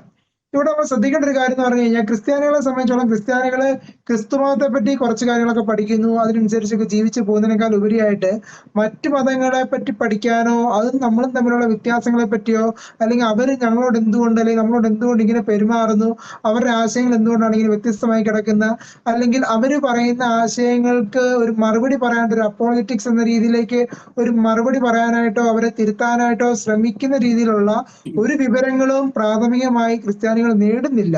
അത് ആഗോള തലത്തിൽ നേടുന്നില്ല. ഇവിടെ കേരളത്തിലാണെങ്കിൽ തന്നെ അങ്ങനെ ഒരു പ്രാഥമിക പഠനമോ അല്ലെങ്കിൽ പ്രാഥമികമായിട്ടൊരു അറിവോ നേടാനുള്ള മാർഗങ്ങളും നമ്മുടെ സംവിധാനങ്ങളിലില്ല. അതുകൊണ്ട് തന്നെ ഒരു തെറ്റിദ്ധരിപ്പിക്കാത്ത ഒരു വ്യക്തി ഇന്ന കാര്യങ്ങൾ പറഞ്ഞുകൊണ്ട് വരുവാണെങ്കിൽ അതിന്റെ സത്യാവസ്ഥ എന്താണ്, അതിന്റെ ചരിത്രം എന്താണ്, അതിന്റെ കാര്യകാരണങ്ങൾ എന്താണെന്ന് പറഞ്ഞ് അയാളെ മനസ്സിലാക്കി കൊടുക്കാൻ സാധിക്കാതെ അവസാനം അവിടെ അയാളുടെ ആ വാദത്തിൽ അവിടെ ചുറ്റിത്തിരിഞ്ഞ് അല്ലെങ്കിൽ അതിൽ വീണു പോകുന്ന ഒരു അവസ്ഥയിലൂടെയാണ് നമ്മുടെ നല്ലൊരു ശതമാനം യുവാക്കളും മറ്റ് സമൂഹങ്ങളൊക്കെ തന്നെ സമൂഹ ജനങ്ങളൊക്കെ തന്നെ പൊക്കോണ്ടിരിക്കുക. ഇവിടെ നമ്മൾ ശ്രദ്ധിക്കേണ്ട ഒരു കാര്യമുണ്ട്. ഈ ഇപ്പൊ ഇതിന് ശരിക്കും പറയുന്നത് ഈ ഇന്നോ ഇന്നലെയോ തുടങ്ങിയതല്ല, വർഷങ്ങളായിട്ട് തന്നെ ഉണ്ട്. അതായത് പ്രധാനമായിട്ടും കേരളത്തിൽ അത്തരത്തിലൊരു ആശയത്തിന്റെ അലയടി ഉണ്ടായത് MM അക്ബറിന്റെ കാലഘട്ടത്തില് സ്നേഹസംവാദം എന്നും പറഞ്ഞുകൊണ്ട് നമ്മുടെ കേരളം ഒട്ടാകെ ഓരോ സ്ഥലത്ത് അവര് ഒരു കൺവെൻഷൻ പോലെ പരിപാടി ഉണ്ടാക്കും. എന്നിട്ട് അവിടെ ക്രിസ്ത്യൻ നാമധാരികളായിട്ടുള്ള ആൾക്കാരെ വിളിച്ച് ക്ഷണിക്കുന്നു, അല്ലെങ്കിൽ അച്ഛന്മാരെ വിളിക്കുന്നു. അങ്ങനെ അച്ഛന്മാരെ വിളിച്ച് ഇസ്ലാമിനെ പറ്റി 2 വാക്കുകൾ പൂഴ്ത്തി പറയുന്നു. അവസാനം അച്ഛന്മാരൊക്കെ പോയതിനു ശേഷമോ അല്ലെങ്കിൽ അവരെ ഇരുത്തിക്കൊണ്ട് തന്നെ ക്രിസ്ത്യാനിയെക്കാളും വലിയ മതമാണ് ഇസ്ലാം എന്ന് പറഞ്ഞ് അവിടെ സ്ഥാപിക്കുന്നു. അങ്ങനെ സ്ഥാപിച്ചുകൊണ്ട് കേൾക്കുന്ന ജനങ്ങളിൽ ഒരു ആശയക്കുഴപ്പം ഉണ്ടാക്കുന്നു. നാളെ ആ കേൾക്കുന്ന ജനങ്ങളെ കൊണ്ട് തന്നെ ക്രിസ്ത്യാനികളുടെ ഇടയിൽ ചോദ്യങ്ങൾ ചോദിക്കാനായിട്ടും അവരെ ഒരു ആശയക്കുഴപ്പത്തിലേക്ക് എത്തിക്കാനായിട്ടും ഇസ്ലാമിലേക്ക് അവരെ ക്ഷണിക്കാനായിട്ടും ഉള്ള പദ്ധതികൾ അവിടെ തയ്യാറിടുന്നു. അപ്പൊ അങ്ങനെ തയ്യാറിട്ട് വന്നൊരു സമയത്താണ് ശരിക്കും പറഞ്ഞു കഴിഞ്ഞാൽ കേരളത്തിലെ ഒരു എന്താ പറയുക നമ്മുടെ ഒരു കുറച്ച് ക്രൈസ്തവ സമൂഹത്തിലുള്ള ആൾക്കാർ ചേർന്ന് ഒരു അപ്പോളിറ്റിക്സ് വിങ് ഒക്കെ രൂപപ്പെടുത്തുന്നത്. അന്ന് അവർ രൂപപ്പെടുത്തി ഈ MM അക്ബറിനെ വെല്ലുവിളിക്കാൻ തുടങ്ങുന്നു, അല്ലെങ്കിൽ അതിനെതിരായിട്ടുള്ള വീഡിയോസ് പ്രഭാഷണങ്ങൾ നടത്താൻ തുടങ്ങിയ ആ ഒരു ഘട്ടത്തിലാണ് ഈ MM അക്ബർ ഒക്കെ അവസാനം ഒരു എന്താ പറയുന്നത് തിരിച്ചൊരു വാദമില്ലാതെ അവസാനം പിൻവാങ്ങുന്നതായിട്ടൊരു കാലഘട്ടം നമ്മൾ കണ്ടത്. പക്ഷെ അതിനുശേഷം പിന്നീട് അന്നത്തെ ആ ഒരു പ്രക്രിയയുടെ ഭാഗമായിട്ട് തന്നെ പല ആളുകളും ചില ക്രിസ്ത്യാനികൾ തന്നെ മതം മാറി മുസ്ലിങ്ങളുടെ ഇടയിലേക്ക് പോയവർ തന്നെ ഈ ഒരു എന്താ പറയുക ഇത്തരത്തിലുള്ള വാദത്തിലേക്കൊക്കെ വരുന്നതായിട്ടും പിന്നീട് ഈ സോഷ്യൽ മീഡിയ കാലഘട്ടത്തിൽ അത്തരത്തിലുള്ള വാദങ്ങളൊക്കെ അവര് മുന്നോട്ട് വെക്കുന്നതായിട്ടും അതിനെ തടയിടാനായിട്ട് കുറെയൊക്കെ നമ്മുടെ അപ്പോളിറ്റിക്സുകാർക്ക് സാധിക്കുന്നതായിട്ടൊക്കെ നമ്മൾ കാണുന്നുണ്ട്. പക്ഷെ പിന്നീട് ഇങ്ങോട്ട് നമ്മൾ നോക്കുവാണെങ്കിൽ ISIS വാർത്തകൾ വന്നു. ISIS വാർത്തകൾ വന്നതോടെ ആൾക്കാരുടെ ഇടയിൽ കുറച്ച് ജാഗ്രതകൾ അവിടെ രൂപപ്പെടുന്നു. ആ രൂപപ്പെട്ടതിന് ശേഷം പിന്നീട് ആ സമയങ്ങളിലൊന്നും ഉയർന്നു വരാത്ത ചില യുക്തിവാദികളും അല്ലെങ്കിൽ എന്താ പറയുന്നത് നമ്മുടെ സാമൂഹ്യ നിരീക്ഷകര് ഇങ്ങനെയുള്ള ആൾക്കാരെല്ലാം ആ കാലഘട്ടത്തിലൊക്കെ നിശബ്ദമായിരുന്നു. അവരൊന്നും ഇത്തരത്തിലുള്ള ഇസ്ലാമിക വിഷയങ്ങളെ പറ്റി ഒന്നും തന്നെ അവിടെ സംസാരം ഒന്നും തന്നെ ഇല്ല. അവസാനം പിന്നീട് കുറച്ച് കഴിഞ്ഞ സമയത്ത് ഈ ISIS വാർത്തകളൊക്കെ ഒന്ന് ഒതുങ്ങി വന്ന സമയത്ത് അവിടെ സാമൂഹ്യ നിരീക്ഷകര് അല്ലെങ്കിൽ അങ്ങനെയുള്ള ആളുകൾ വന്നിട്ട് ഇസ്ലാമിനെ നമ്മൾ ക്രൂശിക്കരുത്, ഇസ്ലാമിലുള്ളവരെല്ലാം അങ്ങനെയല്ല, അവരൊന്നും തീവ്രവാദികളല്ല, അല്ലെങ്കിൽ ഇസ്ലാം അത് പഠിപ്പിക്കുന്നില്ല, ഇങ്ങനെയൊക്കെയുള്ള കുറെ വൈറ്റ് വാഷിംഗ് കാര്യങ്ങൾ നമ്മൾ കാണുകയുണ്ടായി. പിന്നീട് നമ്മൾ ഇങ്ങോട്ട് വരുമ്പോഴാണ് കുറെ യുക്തിവാദി ചിന്തകളൊക്കെ വീണ്ടും അവർ ഉയർന്നു വരുന്നതായിട്ടും പിന്നീട് ഈ BJPയുടെ ഒരു തുടക്ക കാലഘട്ടം വരുന്നു. അവിടെ വീണ്ടും കുറെ പേര് ഇരവാദമായിട്ട് വീണ്ടും BJP ആണ് ശത്രുക്കൾ എന്ന് പറഞ്ഞ് ഇരവാദമായിട്ട് അവിടെ രംഗപ്രവേശനം ചെയ്യുന്നു. അപ്പൊ ഇങ്ങനെ കാലങ്ങളായിട്ട് ഇതിന്റെ ധ്വനികൾ ഒളിഞ്ഞും തെളിഞ്ഞും എല്ലാം നമ്മുടെ സമൂഹത്തിലുണ്ട്. അപ്പൊ അതിനിടയ്ക്കാണ് നമ്മുടെ ലവ് ജിഹാദ് വിഷയങ്ങളൊക്കെ നമ്മൾ ചർച്ച ചെയ്യുകയുണ്ടായി. ശരിക്കും ലവ് ജിഹാദ് വിഷയങ്ങൾക്ക് ഒരു തടയിടാൻ സാധിച്ചത് ശരിക്കും പറഞ്ഞാൽ കൊറോണ കാലഘട്ടമാണെന്ന് തന്നെ പറയാം. കാര്യം അന്ന് വരെ ഉണ്ടായിരുന്ന കാര്യങ്ങളെല്ലാം ഈ സോഷ്യൽ മീഡിയ മാത്രം ഒരു സംവാദവേദിയാകുന്ന ഒരു ഘട്ടത്തിലേക്ക് ഈ കൊറോണ കാലം വന്നപ്പോൾ എല്ലാവരും തന്നെ കൃത്യമായ വീഡിയോകൾ ഷെയർ ചെയ്യുന്നു, വാർത്തകൾ ഷെയർ ചെയ്യുന്നു. അങ്ങനെയുള്ള കാര്യങ്ങളെല്ലാം വന്ന് ഇതിനെ തുറന്ന് കാണിച്ച അല്ലെങ്കിൽ കാണിക്കാൻ പറ്റിയ ഒരു സമയം അതായിരുന്നു എന്നാണ് മനസ്സിലാക്കാൻ സാധിക്കുന്നത്. കാര്യം സാധാരണ ജനങ്ങളെ സംബന്ധിച്ചുള്ള എല്ലാവരും ഓരോരോ ജോലി തിരക്കുകളിലാണ്. അവർ ഈ വിഷയങ്ങളെ പറ്റി പഠിക്കുന്നില്ല. ആൾക്കാർക്ക് പഠിക്കാൻ പറ്റിയ ഒരു സമയം ഈ സാമൂഹ്യ മാധ്യമങ്ങളിലെ ആ ഒരു കൊറോണ കാലഘട്ടത്തിലായിരുന്നു. അപ്പൊ ആ കാലഘട്ടത്തിൽ കുറെയൊക്കെ ഒരു അവബോധം സൃഷ്ടിക്കാനായിട്ടൊക്കെ സമൂഹത്തിന് കഴിഞ്ഞെന്ന് വേണം കരുതാനായിട്ട്. പക്ഷെ പിന്നീട് ഇപ്പൊ നമ്മൾ വീണ്ടും നോക്കുമ്പോൾ വീണ്ടും ആളുകൾ അവരുടെ ജോലി തിരക്കിലേക്ക് പോകുന്നു. ഇത്തരത്തിലുള്ള വിഷയങ്ങളെ പറ്റി അവർ പഠിക്കാനായിട്ട് അധികം അങ്ങനെ ശ്രമിക്കുന്നില്ല. അവർ ഓരോരുത്തർക്ക് അവരുടേതായ കുടുംബങ്ങളും കാര്യങ്ങളുമായിട്ട് മുന്നോട്ട് പോകുന്ന സമയത്ത് വീണ്ടും ഇത് ഇൻഫിൽട്രേറ്റ് ചെയ്ത് വരികയാണ്. അതായത് എപ്പോഴൊക്കെയോ ഒരു അവസരം കാത്തു നിൽക്കുന്ന ചെന്നായെ പോലെ ആളുകളുടെ ഇടയിലേക്ക് ചാടിക്കയറാനായിട്ട് വെമ്പുന്ന ആൾക്കാരെ പോലെ ഇതിങ്ങനെ നമ്മുടെ ചുറ്റിനും തന്നെ ഉണ്ട്. അത് ഓരോരോ സമയം കിട്ടുന്നു, ഓരോരോ സാഹചര്യം കിട്ടുമ്പോൾ ഒക്കെ കൃത്യമായിട്ടും അവർ ആ പ്ലാനും പദ്ധതിയും വെച്ച് അത് മുതലെടുക്കാനായിട്ട് ശ്രമിക്കുന്നതായിട്ടാണ് നമുക്ക് കാണാൻ സാധിക്കുക. ഇപ്പൊ നേരത്തെ സൂചിപ്പിച്ച തന്നെ നമ്മുടെ അബ്ദുൾ റാഷിദ് എന്ന് പറയുന്ന പയ്യൻ, അതായത് സോണിയ സവാസിനെ മതം മാറ്റുകയും അവസാനം ISIS തീവ്രവാദ പാളയത്തിലേക്ക് കൊണ്ടുപോവുകയൊക്കെ ചെയ്ത ഈ അബ്ദുൾ റാഷിദ് എന്ന് പറയുന്ന പയ്യൻ അവിടെയും ഒരു ക്രിസ്ത്യാനിയായ ഒരു പെൺകൊച്ചിനെ ഇരയാക്കി എടുക്കുന്നു. അവസാനം അവളെയും ബ്രെയിൻ വാഷ് ചെയ്യുന്നു, അവളെയും ഇസ്ലാമിന്റെ തലത്തിലേക്ക് കൊണ്ടുവരുന്നു. ഇതുപോലെ തന്നെ ആ കൂട്ടത്തിൽ തന്നെ കുറെ പേര് ഇതുപോലെ ക്രിസ്ത്യാനികളിൽ നിന്ന് മതം മാറ്റി അവസാനം അതെല്ലാം ക്രിസ്തുവിനെതിരെ അല്ലെങ്കിൽ ക്രിസ്ത്യാനികൾക്കെതിരെ എന്ന രീതിയിലേക്ക് ഉപയോഗിക്കുന്ന അവർ ആയുധങ്ങളാക്കി അവരെ മാറ്റുന്നു. അതിനുശേഷം ഇവരെ എല്ലാം അവര് കോൺസെൻട്രേറ്റ് ചെയ്യുന്നത് ഏതെങ്കിലും വീട്ടിൽ ഒതുക്കാനായിട്ടല്ല, പകരം അല്ലെങ്കിൽ അവിടെ ഒരു സാമൂഹിക ജീവിതം നയിക്കാനായിട്ടല്ല, പകരം നേരെ തീവ്രവാദ പാളയങ്ങളിലേക്ക് അവരെ കൊണ്ടുപോവുകയാണ്. കാര്യം അവരുടെ ജീവൻ ഇവിടെ വിലയില്ലേ എന്നൊരു ചോദ്യം ഉണ്ട് അവിടെ. കാര്യം എന്ന് പറഞ്ഞു കഴിഞ്ഞാൽ ക്രിസ്ത്യാനിയായി വന്നവനെ കൊന്നാലും കുഴപ്പമില്ല, അല്ലെങ്കിൽ അവനൊക്കെ കൊല്ലപ്പെടേണ്ടവനാ, അല്ലെങ്കിലും കൊല്ലപ്പെടേണ്ടവനാ, അവൻ പോയി ചത്തോട്ടെ എന്ന രീതിയിലേക്ക് ഒരു ആശയ ധ്രുവീകരണം അവരിൽ കൊണ്ടുപോവുകയും അവരെയൊക്കെ എന്തിനാണ് ഇതുപോലെ ഈ തീവ്രവാദ പാളയത്തിലേക്ക് കൊണ്ടുവരികയും ചെയ്യുന്നതെന്ന് ഇനിയെങ്കിലും പൊതുസമൂഹം ചിന്തിക്കേണ്ടതായിട്ടുണ്ട്. അപ്പൊ ഇതിന്റെ എല്ലാം ആശയത്തിന്റെ കാമ്പ് ശരിക്കും പറഞ്ഞു കഴിഞ്ഞാൽ എന്താണ്, എന്തുകൊണ്ടാണ് ഇവരിങ്ങനെ ചെയ്യുന്നത്? അതിനൊക്കെ ഉത്തരം ഈ അബ്ദുൾ റാഷിദ് തന്നെ ഒരു വീഡിയോയിൽ പറയുന്നുണ്ട്. പക്ഷെ ആ വീഡിയോ ശ്രദ്ധിച്ചാൽ മനസ്സിലാകും അത് കേരളത്തിലെ മാധ്യമങ്ങളൊന്നും തന്നെ ആ വീഡിയോ എടുത്ത് റിപ്പോർട്ട് ചെയ്തില്ല. ദേശീയ മാധ്യമങ്ങൾ ഒരെണ്ണം റിപ്പോർട്ട് ചെയ്തു. അതിന്റെ ചെറിയൊരു പോർഷൻ ഞാൻ കേൾപ്പിക്കാം. അപ്പൊ അത് കേൾക്കുമ്പോൾ തന്നെ മനസ്സിലാകും ഈ സാധനം എന്താണ്, ഇവരുടെ ആശയം എന്താണ് കിടക്കുന്നത്. ഇവര് ഒരു ക്രിസ്ത്യാനിയായ പെൺകുട്ടിയെ കല്യാണം കഴിച്ച വ്യക്തിയാണെന്ന് ഓർത്താണ് കേട്ടോ. അദ്ദേഹം തന്നെ പറയുന്ന കുറച്ച് വാക്കുകൾ നമ്മൾ ശ്രദ്ധിക്കണം. ദീന് മാത്രം എന്താണ് മുകളിൽ ഉണ്ടായിരിക്കണം, അല്ലാതെ ഒരു എന്താണ് ഡെമോക്രസി ആവട്ടെ, അതല്ലാത്ത എന്താ പറയാ ഹിന്ദുയിസം ആവട്ടെ, ക്രിസ്ത്യാനി ആവട്ടെ, എന്ത് ഇസമാവട്ടെ, എന്ത് മതമാവട്ടെ, ഇതൊന്നും ഉണ്ടാകാൻ പാടില്ല ലോകത്ത്. അതില്ലാതാവുന്നത് വരെ നിങ്ങൾ അവിടെ ഫൈറ്റ് ചെയ്യണം. ഫൈറ്റ് ചെയ്യാൻ എന്തൊക്കെ ടെക്നിക്ക് ഉണ്ട്, നിങ്ങൾ ട്രൈ ചെയ്യും. നിങ്ങൾ ബുദ്ധിയുള്ള ആൾക്കാരല്ലേ, സ്കൂളിൽ കോളേജൊക്കെ പഠിക്കുന്ന ആൾക്കാരല്ലേ, എന്നിട്ടും നിങ്ങൾ എന്താണ് നിങ്ങൾ ബുദ്ധി ഉപയോഗിച്ചിട്ട് കുഫാറികളെ ഇല്ലാതാക്കാൻ നോക്ക്. അവരെ ഭക്ഷണത്തിൽ പോയിസൺ ഇട്ടിട്ട് അവരെ എന്താണ് തീർക്കുക, അല്ലെങ്കിൽ എന്താണ് ട്രക്ക് യൂസ് ചെയ്യുക, വണ്ടി യൂസ് ചെയ്യുക. എന്നിട്ട് എന്താണ് അവരെ ഗ്യാതറിങ്സിൽ അവരെ എന്തൊക്കെ മേളകളുണ്ട് അവിടെ, തൃശ്ശൂർ പൂരം ഉണ്ട്, അതേപോലെ മഹാകുംഭമേള ഉണ്ട്, എന്തൊക്കെ വേണ്ടാത്ത ഇനങ്ങളാണ് നടക്കുന്നത് അവിടെയൊക്കെ പോയിട്ട് എന്താണ് നിങ്ങൾ വണ്ടി ഉണ്ടെങ്കിൽ അവരെ മുകളിലൂടെ ഡ്രൈവ് ചെയ്തിട്ട് ലോകത്തെല്ലായിടത്തും നടക്കുന്നുണ്ടല്ലോ. നമ്മൾ ദൗലത്തുൽ ഇസ്ലാമിലെ നമ്മളെ ഇസ്ലാമിക് സ്റ്റേറ്റിലെ മുജാഹിദീങ്ങൾ ലോകത്തെല്ലാ സ്ഥലത്തും നടക്കുന്നില്ലേ? ഇനി വെപ്പൺസ് കിട്ടുകയാണെങ്കിൽ നിങ്ങൾക്ക് എന്താണ് മെഷീൻ ഗൺസ്, കലാഷ്നിക്കോവ്, ഇതേപോലെ എന്താണ് അല്ലെങ്കിൽ വെറും പിസ്തോൽ അത് കിട്ടുന്നുണ്ടെങ്കിലോ, നിങ്ങൾ ഇപ്പൊ ലാസ് വേഗാസിൽ കുറച്ചു നാൾ മുമ്പ് നടന്നില്ലേ, നമ്മളൊരു സപ്പോർട്ടർ എന്താ ചെയ്തത്, ഒരു മ്യൂസിക് ഫെസ്റ്റിവൽ, റോക്ക് കോൺസേർട്ടിൽ ഷെയ്ത്താന്റെ എന്താണ് കൊട്ടാരത്തിൽ അവിടെ പോയിട്ട് എന്താണ് എത്ര ആൾക്കാരെ അവിടെ ഇല്ലാതാക്കി. അൽഹംദുലില്ലാ. അതുപോലെ വെപ്പൺസ് നിങ്ങൾക്ക് എങ്ങനെയെങ്കിലും കിട്ടുന്നുണ്ടെങ്കിൽ അത് ഉപയോഗിച്ചിട്ട് നിങ്ങൾ ഒരു എന്താണ് എന്തെങ്കിലും അവിടെ ചെയ്യും. അല്ലെങ്കിൽ എന്താ മിനിമം ഒരു റെയിൽ പാളയെങ്കിൽ തെറ്റിക്കാൻ നോക്കുക, ഒരു ട്രെയിൻ എന്താണ് മറിച്ചിട്ട് എന്താണ് കുഫാരിങ്ങൾ ഇല്ലാതാവട്ടെ. അല്ലെങ്കിൽ എന്താണ് മിനിമം ഒരു കത്തി ഉപയോഗിച്ചിട്ടെങ്കിലും നിങ്ങൾക്ക് എന്തെങ്കിലും ചെയ്യാൻ പറ്റും. ഇവിടെ പറയുന്ന ഒരു കാര്യം എന്ന് പറഞ്ഞു കഴിഞ്ഞാൽ ഒരു കത്തി ഉപയോഗിച്ച്, ആ വാക്കിന് വേണ്ടി ഞാൻ കാത്തിരിക്കുകയായിരുന്നു, ഒരു കത്തി ഉപയോഗിച്ച് നിങ്ങൾക്ക് എന്തെങ്കിലും ചെയ്യാൻ പറ്റുമെങ്കിൽ ചെയ്യാനാ പറയുന്നത്. അതായത് ക്രിസ്ത്യാനികളെ ഇല്ലാതാക്ക്, മറ്റു ആൾക്കാരെല്ലാം ഇല്ലാതാക്ക്, ലോകം മുഴുവൻ എല്ലാവരെയും കൊല്ല്, അല്ലെ, ബാക്കിയുള്ള ആൾക്കാരെല്ലാം കൊല്ല്, എന്നിട്ട് ഇവരെ ഒരു മതസ്ഥാപനം നടത്തുക, എന്നിട്ട് കത്തി ഉപയോഗിച്ച് അറ്റ്ലീസ്റ്റ് ഒരു കത്തിയെങ്കിലും ഉപയോഗിച്ച് എന്തിനു ചെയ്യാനാണ് പറയുന്നത്. കത്തി എന്ന് ഞാൻ വാക്ക് തേടാൻ കാരണം എന്ന് പറഞ്ഞു കഴിഞ്ഞാൽ എല്ലാ വീട്ടിലും എല്ലാവരുടെയും സുലഭമായി കിട്ടുന്ന ഒരു സാധനമാണ് കത്തി. അപ്പം ആ രീതിയിലേക്ക് ഈ ഇത്തരത്തിലുള്ള ആശയങ്ങളെ കൊണ്ടുവന്ന ആ ഒരു വ്യക്തി, ഇത് പറയുന്നത് ഇന്നോ ഇന്നലെ അല്ല, ഏകദേശം 10 വർഷമായെന്ന് തോന്നുന്നു. ഇപ്പൊ 10 വർഷത്തിലധികമായി ഈ ഒരു വീഡിയോ ഇറങ്ങിയിട്ട്. അപ്പം ഇവരുടെ ഉള്ളിൽ ഈ ഒരു ആശയം ഉണ്ട്. നമ്മുടെ ഇപ്പം റെഡ് ഫോർട്ടിൽ അവിടെ ഒരു ബോംബ് പൊട്ടുന്നതും എല്ലാം തന്നെ ഈ ഒരു ആശയധാര ഇവരുടെ ഉള്ളിൽ കിടക്കുന്നുള്ളതിന് തെളിവാണ്. അപ്പൊ കൃത്യമായിട്ടും ഇത് ഈ ഒരു ആശയം ഇവിടെ നിന്നു പോയിട്ടില്ല, ഇപ്പോഴും ലൈവാണ്. അതാണ് ഇപ്പോഴും നമ്മൾ കണ്ടുകൊണ്ടിരിക്കുക. അപ്പം മാത്രമല്ല ഈ ഒരു പയ്യന്റെ കാര്യത്തിൽ, ഈ ഒരു വെഞ്ഞാറമൂടുള്ള ഈ വിഷയത്തില് ഈ പയ്യന്റെ കാര്യത്തിൽ ശരിക്കും പറഞ്ഞു കഴിഞ്ഞാൽ ആ ഒരു FIR ഇട്ടതും അതിനകത്ത് രേഖപ്പെടുത്തിയതും ഈ പയ്യൻ പറഞ്ഞതുമായിട്ടുള്ള കാര്യങ്ങൾ നമ്മൾ ശ്രദ്ധിക്കുമ്പോഴാണ് നമ്മൾ വീണ്ടും പേടിക്കുന്നത്. അതായത് ക്രിസ്ത്യാനിയായ ഒരു പെൺകുട്ടിയെ മതം മാറ്റി മുസ്ലിമാക്കി അതിനുശേഷം അവിടെ UK കൊണ്ടുപോകുന്നു. എന്നിട്ട് പറയുന്ന ഒരു കാര്യം എന്ന് പറഞ്ഞു കഴിഞ്ഞാൽ കൃത്യമായും ഈ പയ്യനെയും അവന്റെ അമ്മേനെയും കൃത്യമായി ഇസ്ലാം പഠിപ്പിക്കുന്നു, ഖുറാൻ പഠിപ്പിക്കുന്നു, രാത്രി വൈകുവോളം പഠിപ്പിക്കുന്നു. അങ്ങനെ ഖുറാൻ പഠിപ്പിച്ച് അവസാനം സ്വന്തം മുസ്ലിമായി വന്ന സ്വന്തം ഭർത്താവിനെ പോലും വേണ്ടെന്ന് പറഞ്ഞ അവസാനം ഇദ്ദേഹത്തിന്റെ പുറകെ പോകുന്ന അവസ്ഥയിലേക്ക് ആ അമ്മയെ കൊണ്ട് എത്തിക്കുന്നു.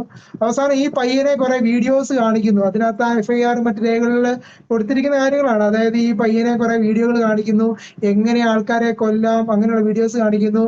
എന്നിട്ട് ഈ തീവ്രവാദികളെ വീഡിയോയ്ക്ക് മുമ്പിൽ വരുമ്പോൾ ധരിക്കുന്ന വേഷം പോലെ ഈ ഒരു സ്കാർഫ് മുഖം മുഴുവൻ ചുറ്റുക, എന്നിട്ട് ഇവന്റെ ഒരു ഫോട്ടോ എടുക്കുന്നു. അങ്ങനെ എടുത്തുകൊണ്ട് ഇവരെയും ആ ഒരു തലത്തിലേക്ക് കൃത്യമായി എത്തിക്കാനായിട്ടുള്ള ശ്രമങ്ങൾ അവരവിടെ നടത്തുന്നു. ഇപ്പൊ ഈവൻ ഇസ്രായേലിൽ പോലും നടക്കുന്ന സംവിധാനങ്ങൾ അനുസരിച്ചാൽ മനസ്സിലാവും അവിടെ ഹമാസ് ശരിക്കും പറഞ്ഞു കഴിഞ്ഞാൽ ഒരു വേരുറപ്പിക്കുന്നതെന്ന് പറഞ്ഞു കഴിഞ്ഞാൽ എങ്ങനെയാണ് അവിടെയുള്ള ആളുകളിൽ ഈ ഇസ്ലാമിന്റെ കാര്യങ്ങൾ എടുത്തുയർത്തി പറയുക, ഇസ്ലാമിനെതിരെ ഇസ്രായേൽ പ്രവർത്തിക്കുന്നു അല്ലെങ്കിൽ ആ സൈന്യം പ്രവർത്തിക്കുന്നു എന്ന് പറയുക, എന്നിട്ട് ഈ കുട്ടികളിലൊക്കെ വീഡിയോ എടുക്കുന്നു, ഇങ്ങനെ സ്കാർഫ് ധരിച്ച് മറ്റു കാര്യങ്ങളൊക്കെ ആയിട്ടൊക്കെ ബന്ധപ്പെട്ട് അങ്ങനെ കുറെ വീഡിയോ എടുക്കുന്നു, സഹതാപ തരംഗം ഉണ്ടാക്കുന്നു. ഇതെല്ലാം ആഗോള തലത്തിലുള്ള, അത് കേരളത്തിലും ഒക്കെ നമ്മൾ കാണുന്ന സാധനമെല്ലാം ഈ ആഗോള തലത്തിൽ വന്നിരിക്കുന്ന ഒരു കാര്യമാണ്. ഇനിയും ശ്രദ്ധിച്ചാൽ മനസ്സിലാവും. ഇപ്പൊ ഇത്രയും നാളും തന്നെ നമ്മൾ കണ്ടോണ്ടിരുന്ന ഒരു കാര്യമാണ് നമ്മുടെ നമ്മുടെ ഹിജാബിന്റെ വിഷയങ്ങള്, അല്ലെങ്കിൽ ഇതുപോലെ പർദ്ദ ധരിക്കുന്ന വിഷയങ്ങള്, ഈ സാധനങ്ങള് ഇടുന്ന വിഷയങ്ങളെ പറ്റി നമ്മൾ ഈ കഴിഞ്ഞ നാളുകളിലെല്ലാം തന്നെ ഒത്തിരി ചർച്ചകളായതാണ്. ഈ ചർച്ചകളായ സമയത്ത് തന്നെയാണ് നമ്മൾ ശ്രദ്ധിക്കുന്ന ഒരു കാര്യമുണ്ട്. ഈ ഡൽഹി ബോംബ് സ്ഫോടന കേസിലെ പ്രതിയുടെ ഒരു വാർത്ത ഇന്ന് വന്നിട്ടുണ്ട്. ഇന്ന് നവംബർ 20-ാം തീയതി വന്നൊരു വാർത്തയാണ്. അതിനകത്ത് വന്ന വാർത്ത ഇതാണ്: ഈ പ്രതി അവിടെ ആശുപത്രിയിൽ, അതായത് ഈ ഡോക്ടർ ആണല്ലോ, ഈ ഡോക്ടർ അവിടെ ജമ്മു കാശ്മീരിലുള്ള ഗവൺമെന്റ് ആശുപത്രിയിൽ വർക്ക് ചെയ്യുന്ന സമയത്തും മറ്റുമൊക്കെ അവിടെ വന്ന രോഗികളോട് പറയുകയാണ്, നിങ്ങൾ എന്തുകൊണ്ടാണ് ഈ മേൽവസ്ത്രം ധരിക്കാത്തത് എന്ന രീതിയിലേക്ക് രോഗികളോട് ചോദിക്കുന്നതായിട്ടും അവരെ അത് ധരിപ്പിക്കാനായിട്ട്, അല്ലെങ്കിൽ അങ്ങനെ ഒരു അതിനകത്ത് കൃത്യം ചോദ്യം ഇതാണ്. അതായത് ആശുപത്രിയിൽ ചികിത്സിക്കുന്ന രോഗികളെ തട്ടമിടാൻ പ്രേരിപ്പിച്ചു എന്ന് ആ സഹപ്രവർത്തകയായിട്ടുള്ള ഒരു ആളുടെ ഒരു വാർത്തയായിട്ട് പത്രങ്ങളിൽ വന്നതാണ്. അതായത് ആശുപത്രി വരുന്ന ആൾക്കാരോടൊക്കെ തട്ടമിടാൻ പറഞ്ഞ് നിർബന്ധിക്കുവാണ്. ഈ സാധനം തന്നെയല്ലേ ഇപ്പൊ ഇന്ന് കേരളത്തിൽ നടന്നുകൊണ്ടിരിക്കുക. അതായത് അവിടെ മര്യാദയ്ക്ക് പോയിക്കൊണ്ടിരുന്ന കുട്ടികള് പെട്ടെന്ന് ഒരു സുപ്രഭാതത്തിൽ തട്ട വിട്ടുകൊണ്ട് നീ സ്കൂളിൽ പോകണമെന്ന് പറഞ്ഞുകൊണ്ട് ആ കുട്ടി തട്ട വിട്ടു പോകുന്ന ഒരു അവസ്ഥയിലേക്ക് കൊണ്ടുവരുന്നു. അവസാനം വീണ്ടും കുട്ടികളെ എല്ലാം തട്ട പിടിക്കാൻ വേണ്ടി വാദിക്കുന്നു. അങ്ങനെ തട്ട പിടിപ്പിച്ച് തട്ട സ്വീകരിക്കുന്ന സ്കൂളുകളിലേക്ക് മാത്രം അവരെ കൊണ്ടുപോകാനുള്ള ശ്രമങ്ങൾ നടത്തുന്നു.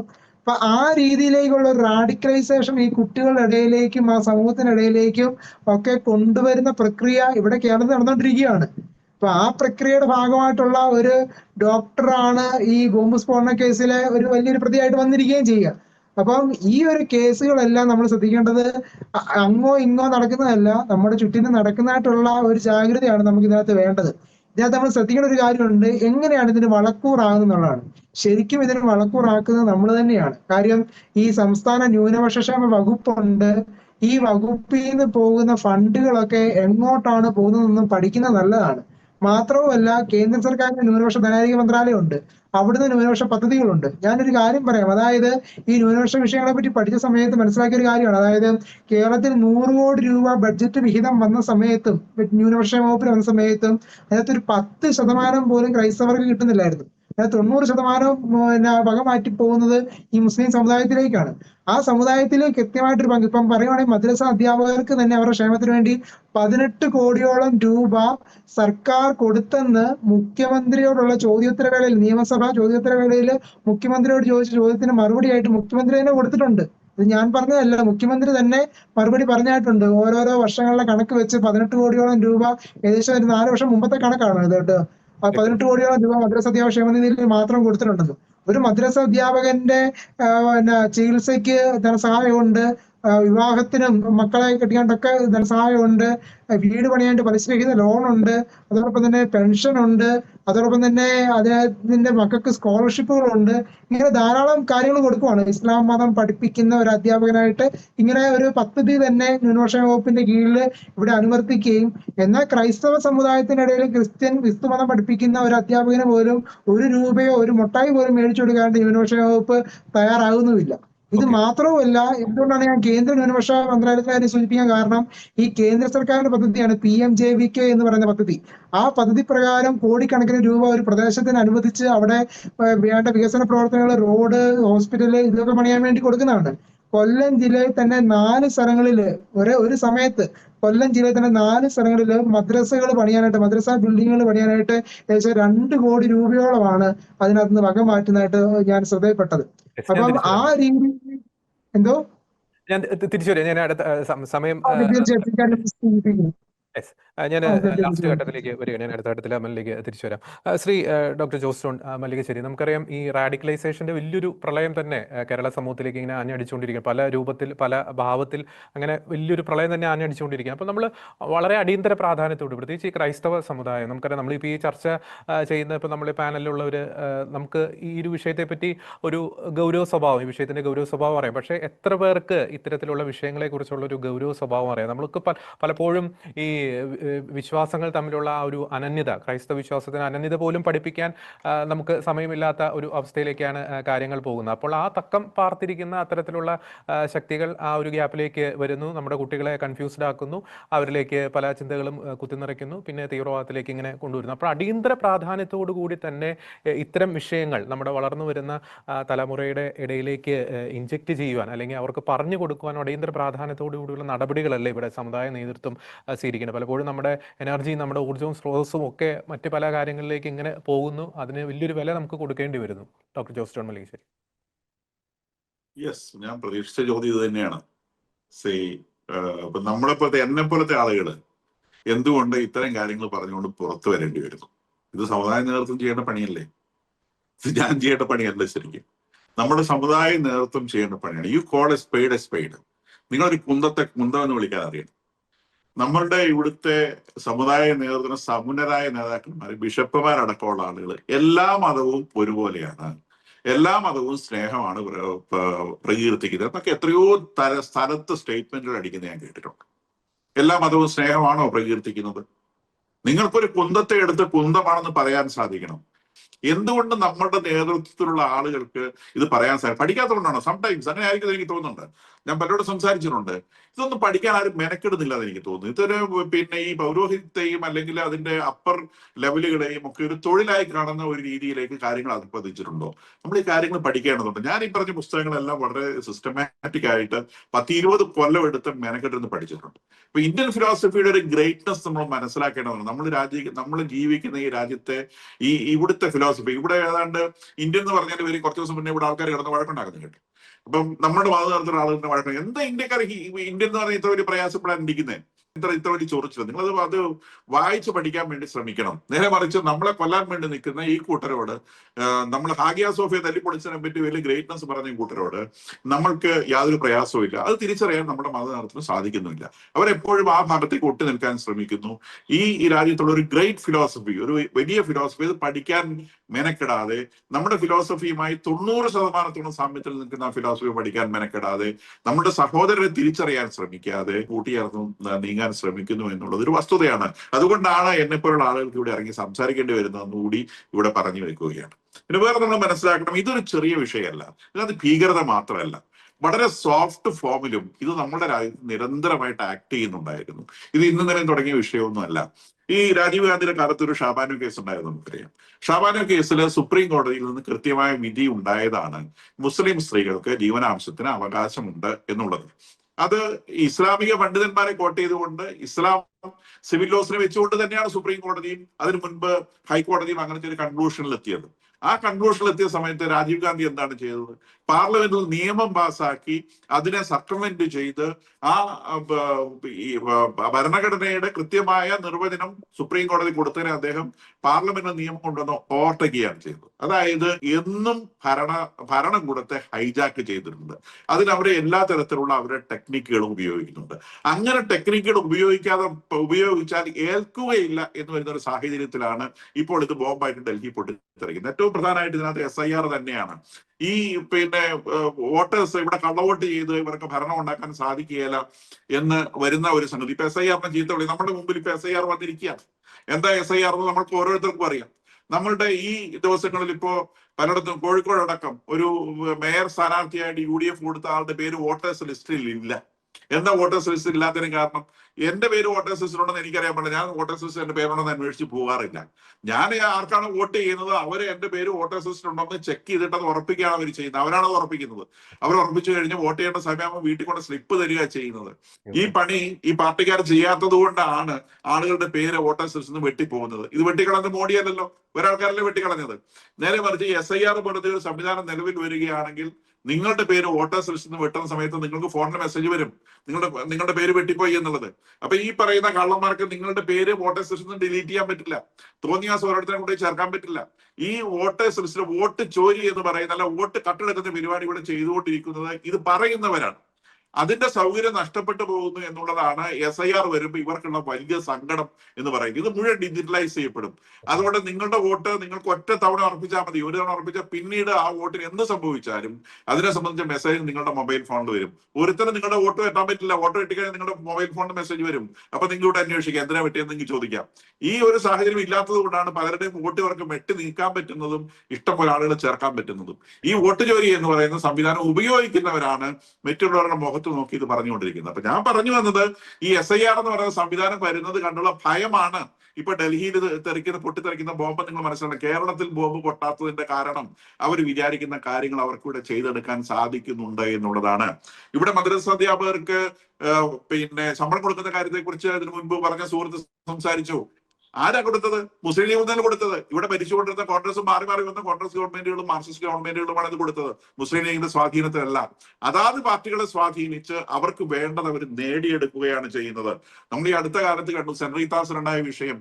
അവിടെ ന്യായീകരിക്കാൻ പോയതാണ് മുസ്ലിം ലീഗാണ് ന്യായീകരിക്കാൻ പോയത്. മുസ്ലിം ലീഗിന്റെ നേതാവ് പറഞ്ഞത് അതൊരു കഷ്ണതുണിയുടെ കാര്യം അവിടെ കിടന്നോട്ടെ എന്ന് പറഞ്ഞു. അവിടെ പോയി ന്യായീകരിക്കാൻ പോയത് ഇടത് വലത് പക്ഷ പാർട്ടികളാണെന്ന് നമ്മൾ ഓർക്കണം. മുനമ്പത്താരാണ് പോയത്? മുൻപത്തെ ഭൂമി പിടിച്ചെടുക്കാൻ ശ്രമിച്ച സമയത്ത് അവിടെ പോയത് ഈ പറയുന്ന ഇടത് വലതുപക്ഷ പാർട്ടികളാണ്. അവിടെയും ഇവരെ ന്യായീകരിക്കാനും സൂചിപ്പിക്കാനും രക്ഷപ്പെടുത്തി നിർത്താനും വേണ്ട കാര്യങ്ങൾ അവർ ഈ പാർട്ടിയുടെ ഉള്ളിലൂടെ സാധിച്ചെടുക്കുന്നുണ്ടോ എന്നുള്ളതാണ്. ഈ പാർട്ടികളെ ഒരു ഹൈജാക്ക് ചെയ്യുന്നുണ്ട്. ഈ പറയുന്ന 80% സ്കോളർഷിപ്പ് ഉണ്ടായി കൊടുത്തതാരാണ്? അതും മുസ്ലിം പാർട്ടികളെല്ലാം മറ്റ് പാർട്ടികളെ ഹൈജാക്ക് ചെയ്ത് അവർ ആ കാര്യം നേടിയെടുക്കുകയാണ്. അപ്പൊ അതുപോലെ നാർക്കോട്ടിക് ജിഹാദ് എന്ന് പറയുന്ന ഒരു വിഷയത്തെ കുറിച്ച് ഒരു ബിഷപ്പ് പള്ളിയുടെ ഉള്ളിൽ നിന്ന് സംസാരിച്ചത് ആർക്കാണ് ഇത്ര വേദന ഉണ്ടാക്കേണ്ട കാര്യം? അദ്ദേഹം ബലിപീഠത്തിൽ നിന്ന് അദ്ദേഹത്തിന്റെ ജനത്തോടെ സംസാരിച്ചത്. അതിന്റെ പേരിൽ ഇവിടെ ആദ്യം ചാടി ഇറങ്ങിയത് VD സതീശൻ എന്ന് പറയുന്ന ഒരു നേതാവാണ്. ആ നേതാവിന്റെ പുറകെ ബാക്കിയുള്ള നേതാക്കന്മാർ ചാടി ഇറങ്ങിയത്. അയാൾക്ക് എന്താ അവിടെ പ്രശ്നം ഉണ്ടായിരുന്നത്? പള്ളിക്കകത്ത് സംസാരിച്ച കാര്യമാണ്. അത് നാട്ടുകാരോട് പ്രസംഗിച്ച കാര്യമല്ല. നേരെ മറിച്ച് അവലും പലരും മുന്തിരിക്കോ വെച്ചോ ഇല്ല എന്തിനാ തട്ടിക്കളോ എന്ന് പറഞ്ഞുകൊണ്ട് ഒരു കൊച്ചു വഴിയെ വിളിച്ചു പറഞ്ഞുകൊണ്ട് പോയി. ആ കൊച്ചിന്റെ ആൾക്കാരെ അറസ്റ്റ് ചെയ്യാൻ ഡൽഹി നാട് വരേണ്ടി വന്നു. അവന്റെ ആൾക്കാർ ഇവിടെ സ്വതന്ത്രമായിട്ട് ജീവിക്കുന്നുണ്ടായിരുന്നു. ഈ ഇടത് വലത് പക്ഷങ്ങൾ അവനെ കൊത്തി പിടിച്ചുകൊണ്ട് നിൽക്കുന്നുണ്ടായിരുന്നു. അപ്പൊ ഇവര് എന്നും പൊളിറ്റിക്കലായിട്ടുള്ള സംരക്ഷണം മാത്രമല്ല ആനുകൂല്യങ്ങൾ നേടിയെടുക്കൽ എപ്പോഴും ഈ ഇടത് വലത് പാർട്ടികളെ ഉപയോഗിച്ച് അവർ ചെയ്തിരുന്നു. അതിനുള്ള പണം ഉപയോഗിക്കുന്നുണ്ട്, മറ്റ് പലതരത്തിലുള്ള കിനാവഴികളും ഉപയോഗിക്കുന്നുണ്ടെന്ന് ഇപ്പൊ കൂടുതൽ തെളിഞ്ഞു വരികയാണ്. അപ്പൊ മറ്റുള്ളവരെ സംബന്ധിച്ച് മറ്റുള്ളവർക്ക് രക്ഷയില്ലാത്തൊരു സാഹചര്യം കൂടെ ക്രിയേറ്റ് ചെയ്യുന്നുണ്ട്. ഇനി അവർക്ക് നേടിയെടുക്കാൻ പറ്റാത്തൊരു സാഹചര്യം ഉണ്ടായാൽ, ഈ പറഞ്ഞതുപോലെ ഭരണം നേടിയെടുക്കാൻ പറ്റാത്ത ഒരു സാഹചര്യം ഉണ്ടായാൽ ഓരോ കവലയ്ക്കും ഓരോന്ന് പൊട്ടുന്നത് നിങ്ങൾ കാണേണ്ടി വരുമെന്നും കൂടി ഞാനിവിടെ സൂചിപ്പിക്കുകയാണ്. ആ നിലയിലേക്ക് ഈ തീവ്രവാദം വളർന്നു വന്നിട്ടുണ്ട്. നമുക്ക് സമയം അതിക്രമിച്ചു. വളരെ ചുരുങ്ങിയ സമയം കൂടി ബാക്കിയുള്ളൂ. ഞാൻ ജോൺസൺ കൊച്ചുപറമ്പിലേക്ക് വളരെ പെട്ടെന്ന് തന്നെ വരികയാണ്. നമുക്കറിയാം ഇപ്പോൾ ഇലക്ഷൻ വരുന്നു, പല വിഷയങ്ങൾ ചർച്ചയാക്കപ്പെടുന്നു. പക്ഷേ അത്ഭുതകരം അല്ലെങ്കിൽ വിരോധാഭാസം എന്ന് പറയട്ടെ, നമ്മളിപ്പോൾ ചർച്ച ചെയ്യുന്ന ഇത്തരത്തിലുള്ള ഭീകരവാദം, തീവ്രവാദപരമായിട്ടുള്ള അത്തരത്തിലുള്ള വിഷയങ്ങളൊന്നും ഒരു രാഷ്ട്രീയ പാർട്ടി ഇവിടെ ചർച്ചയ്ക്ക് എടുക്കുന്നതായിട്ട് നമുക്ക് കാണുന്നില്ല. തദ്ദേശ ഇലക്ഷനാണ്, ലോക്കൽ വിഷയങ്ങളാണ് ഇവിടെ ചർച്ചയാക്കുന്നത് എന്നൊരു വാദം ഉയർത്തിയാൽ തന്നെ ഇതൊക്കെ സാധാരണക്കാരായിട്ടുള്ള ജനങ്ങളെ ബാധിക്കുന്ന വിഷയമാണ്. അതായത് പഞ്ചായത്ത് ആയിക്കോട്ടെ, ബ്ലോക്ക് ആയിക്കോട്ടെ, മുനിസിപ്പാലിറ്റി ആയിക്കോട്ടെ.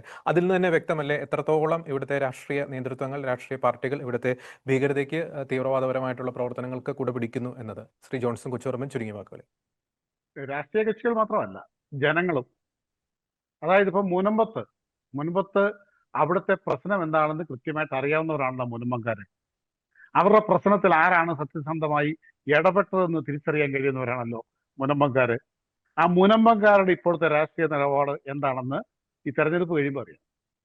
അവിടെ പോലും പ്രശ്നങ്ങളുടെ സങ്കീർണമായ മുഖത്ത് നിൽക്കുന്നവൻ പോലും അവന്റെ പരമ്പരാഗത വോട്ട്, ഞാൻ ഇന്ന പാർട്ടിക്കാരനായിരുന്നു, ഞങ്ങൾ കുടുംബപരമായിട്ട് ഞങ്ങൾ ആ പാർട്ടിക്കാരാണ് എന്ന് പറഞ്ഞുകൊണ്ട് ആ പാർട്ടിയുടെ അടിമത്തത്തിൽ നിൽക്കുന്ന ഒരു കാഴ്ചയാണ് ഇവിടെ കാണുന്നത്. അതുകൊണ്ട് രാഷ്ട്രീയ പാർട്ടികളെ മാത്രം കുറ്റം പറയണ്ട. രാഷ്ട്രീയ പാർട്ടികളുടെ സ്ഥിതി എന്താ? അതായത് ഞാൻ മുമ്പേ പറഞ്ഞു തന്നെ, പ്രബുദ്ധ കേരളം എന്ന് പറയാൻ പാടില്ല ജോർജിന്. പ്രബുദ്ധ കേരളം ഇനി ഒരിക്കൽ പോലും പറയാൻ പാടില്ല. രാഷ്ട്രീയ കക്ഷികൾക്ക് ഇത്രമാത്രം പറ്റുന്ന ഒരു സംസ്ഥാനം ഈ പ്രബുദ്ധ കേരളമാണ്. ഒരു കിറ്റ് കൊടുത്താൽ, തെരഞ്ഞെടുപ്പ് നടക്കുമ്പം ഒരു പെൻഷൻ പ്രഖ്യാപിച്ചാൽ, അതുവരെ കിട്ടാതിരുന്ന ഒരു പെൻഷന്റെ കുടിശ്ശിക കൊടുത്താൽ, നമുക്ക് വീട്ടിലേക്ക് ഒരു കക്കൂസ് തരാവുന്ന ഒരു പഞ്ചായത്ത് മെമ്പർ എന്ന് പറഞ്ഞാൽ നമ്മുടെ ബാക്കി എല്ലാ വിഷയങ്ങളും ഒക്കെ മറന്നു. നമ്മുടെ തലയുടെ മുകളിൽ ബോംബ് നിൽക്കുന്ന കാര്യം നമ്മളങ്ങ് മറന്നു. നമുക്കൊരു കക്കൂസ് കിട്ടിയാൽ മതി, നമുക്കൊരു കിറ്റ് കിട്ടിയാൽ മതി, നമുക്കൊരു 2 മാസത്തെ പെൻഷൻ കിട്ടിയാൽ മതി. ജനകീയ വിഷയങ്ങൾ ചർച്ച ചെയ്യുന്നില്ല എന്ന് മാത്രമല്ല, രാജ്യത്തെ ബാധിക്കുന്ന ഇത്തരം ഗുരുതരമായ സാഹചര്യങ്ങൾ പോലും ചർച്ച ചെയ്യാൻ രാഷ്ട്രീയ കക്ഷികൾ അനുവദിക്കുന്നില്ല. ഈ കവലകളിൽ സ്റ്റേജ് കെട്ടി ഈ സ്ഥാനാർത്ഥികളും അവർക്ക് വേണ്ടി വോട്ട് പിടിക്കുന്നവരും പ്രസംഗിക്കുമ്പോൾ അവരുടെ രാഷ്ട്രീയ കക്ഷിയുടെ നിലപാടാണ് പറയുന്നത്. അതിനുശേഷമാണ് വോട്ട് ചോദിക്കുന്നത്. രാഷ്ട്രീയ കക്ഷിയുടെ നിലപാട് പറയുമ്പോൾ ആ രാഷ്ട്രീയ കക്ഷിയുടെ മതേതര നിലപാട് എന്താണ്?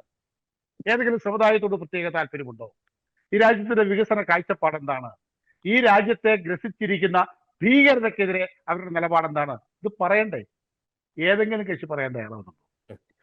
അത് നമ്മുടെ ഒരു കാര്യം കൂടി, അത് ബഹുമാനനായ മോദിയുടെ നേതൃത്വത്തിലുള്ള രാഷ്ട്രീയ കക്ഷിയും ആ ഗവൺമെന്റും പറയുന്നു എന്നുള്ളിടത്താണ് ഇപ്പോൾ ഈ അസ്വസ്ഥത മുഴുവൻ. ഈ ഭീകരർക്ക് അസ്വസ്ഥത ഉണ്ടായതിന്റെ കാരണം മല്ലികശ്ശേരി സാറ് പറഞ്ഞത് തന്നെയാണ്. മോദിയെ ഭയപ്പെടുന്നു, BJP സർക്കാരിന്റെ നിലപാടുകളെ ഭയപ്പെടുന്നു, SIR-നെ ഭയപ്പെടുന്നു, ഭീകരതയ്ക്കെതിരെയുള്ള അവരുടെ പോരാട്ടത്തെ ഭയപ്പെടുന്നു. അതിന്റെ തെളിവാണ് ഇപ്പോൾ നമുക്ക് കാണുന്നത്. തീർച്ചയായും. ഞാൻ അമലിലേക്ക് വളരെ പെട്ടെന്ന് വരികയാണ്. നമുക്ക് 2 മിനിറ്റ് കൂടി ബാക്കിയുള്ളൂ.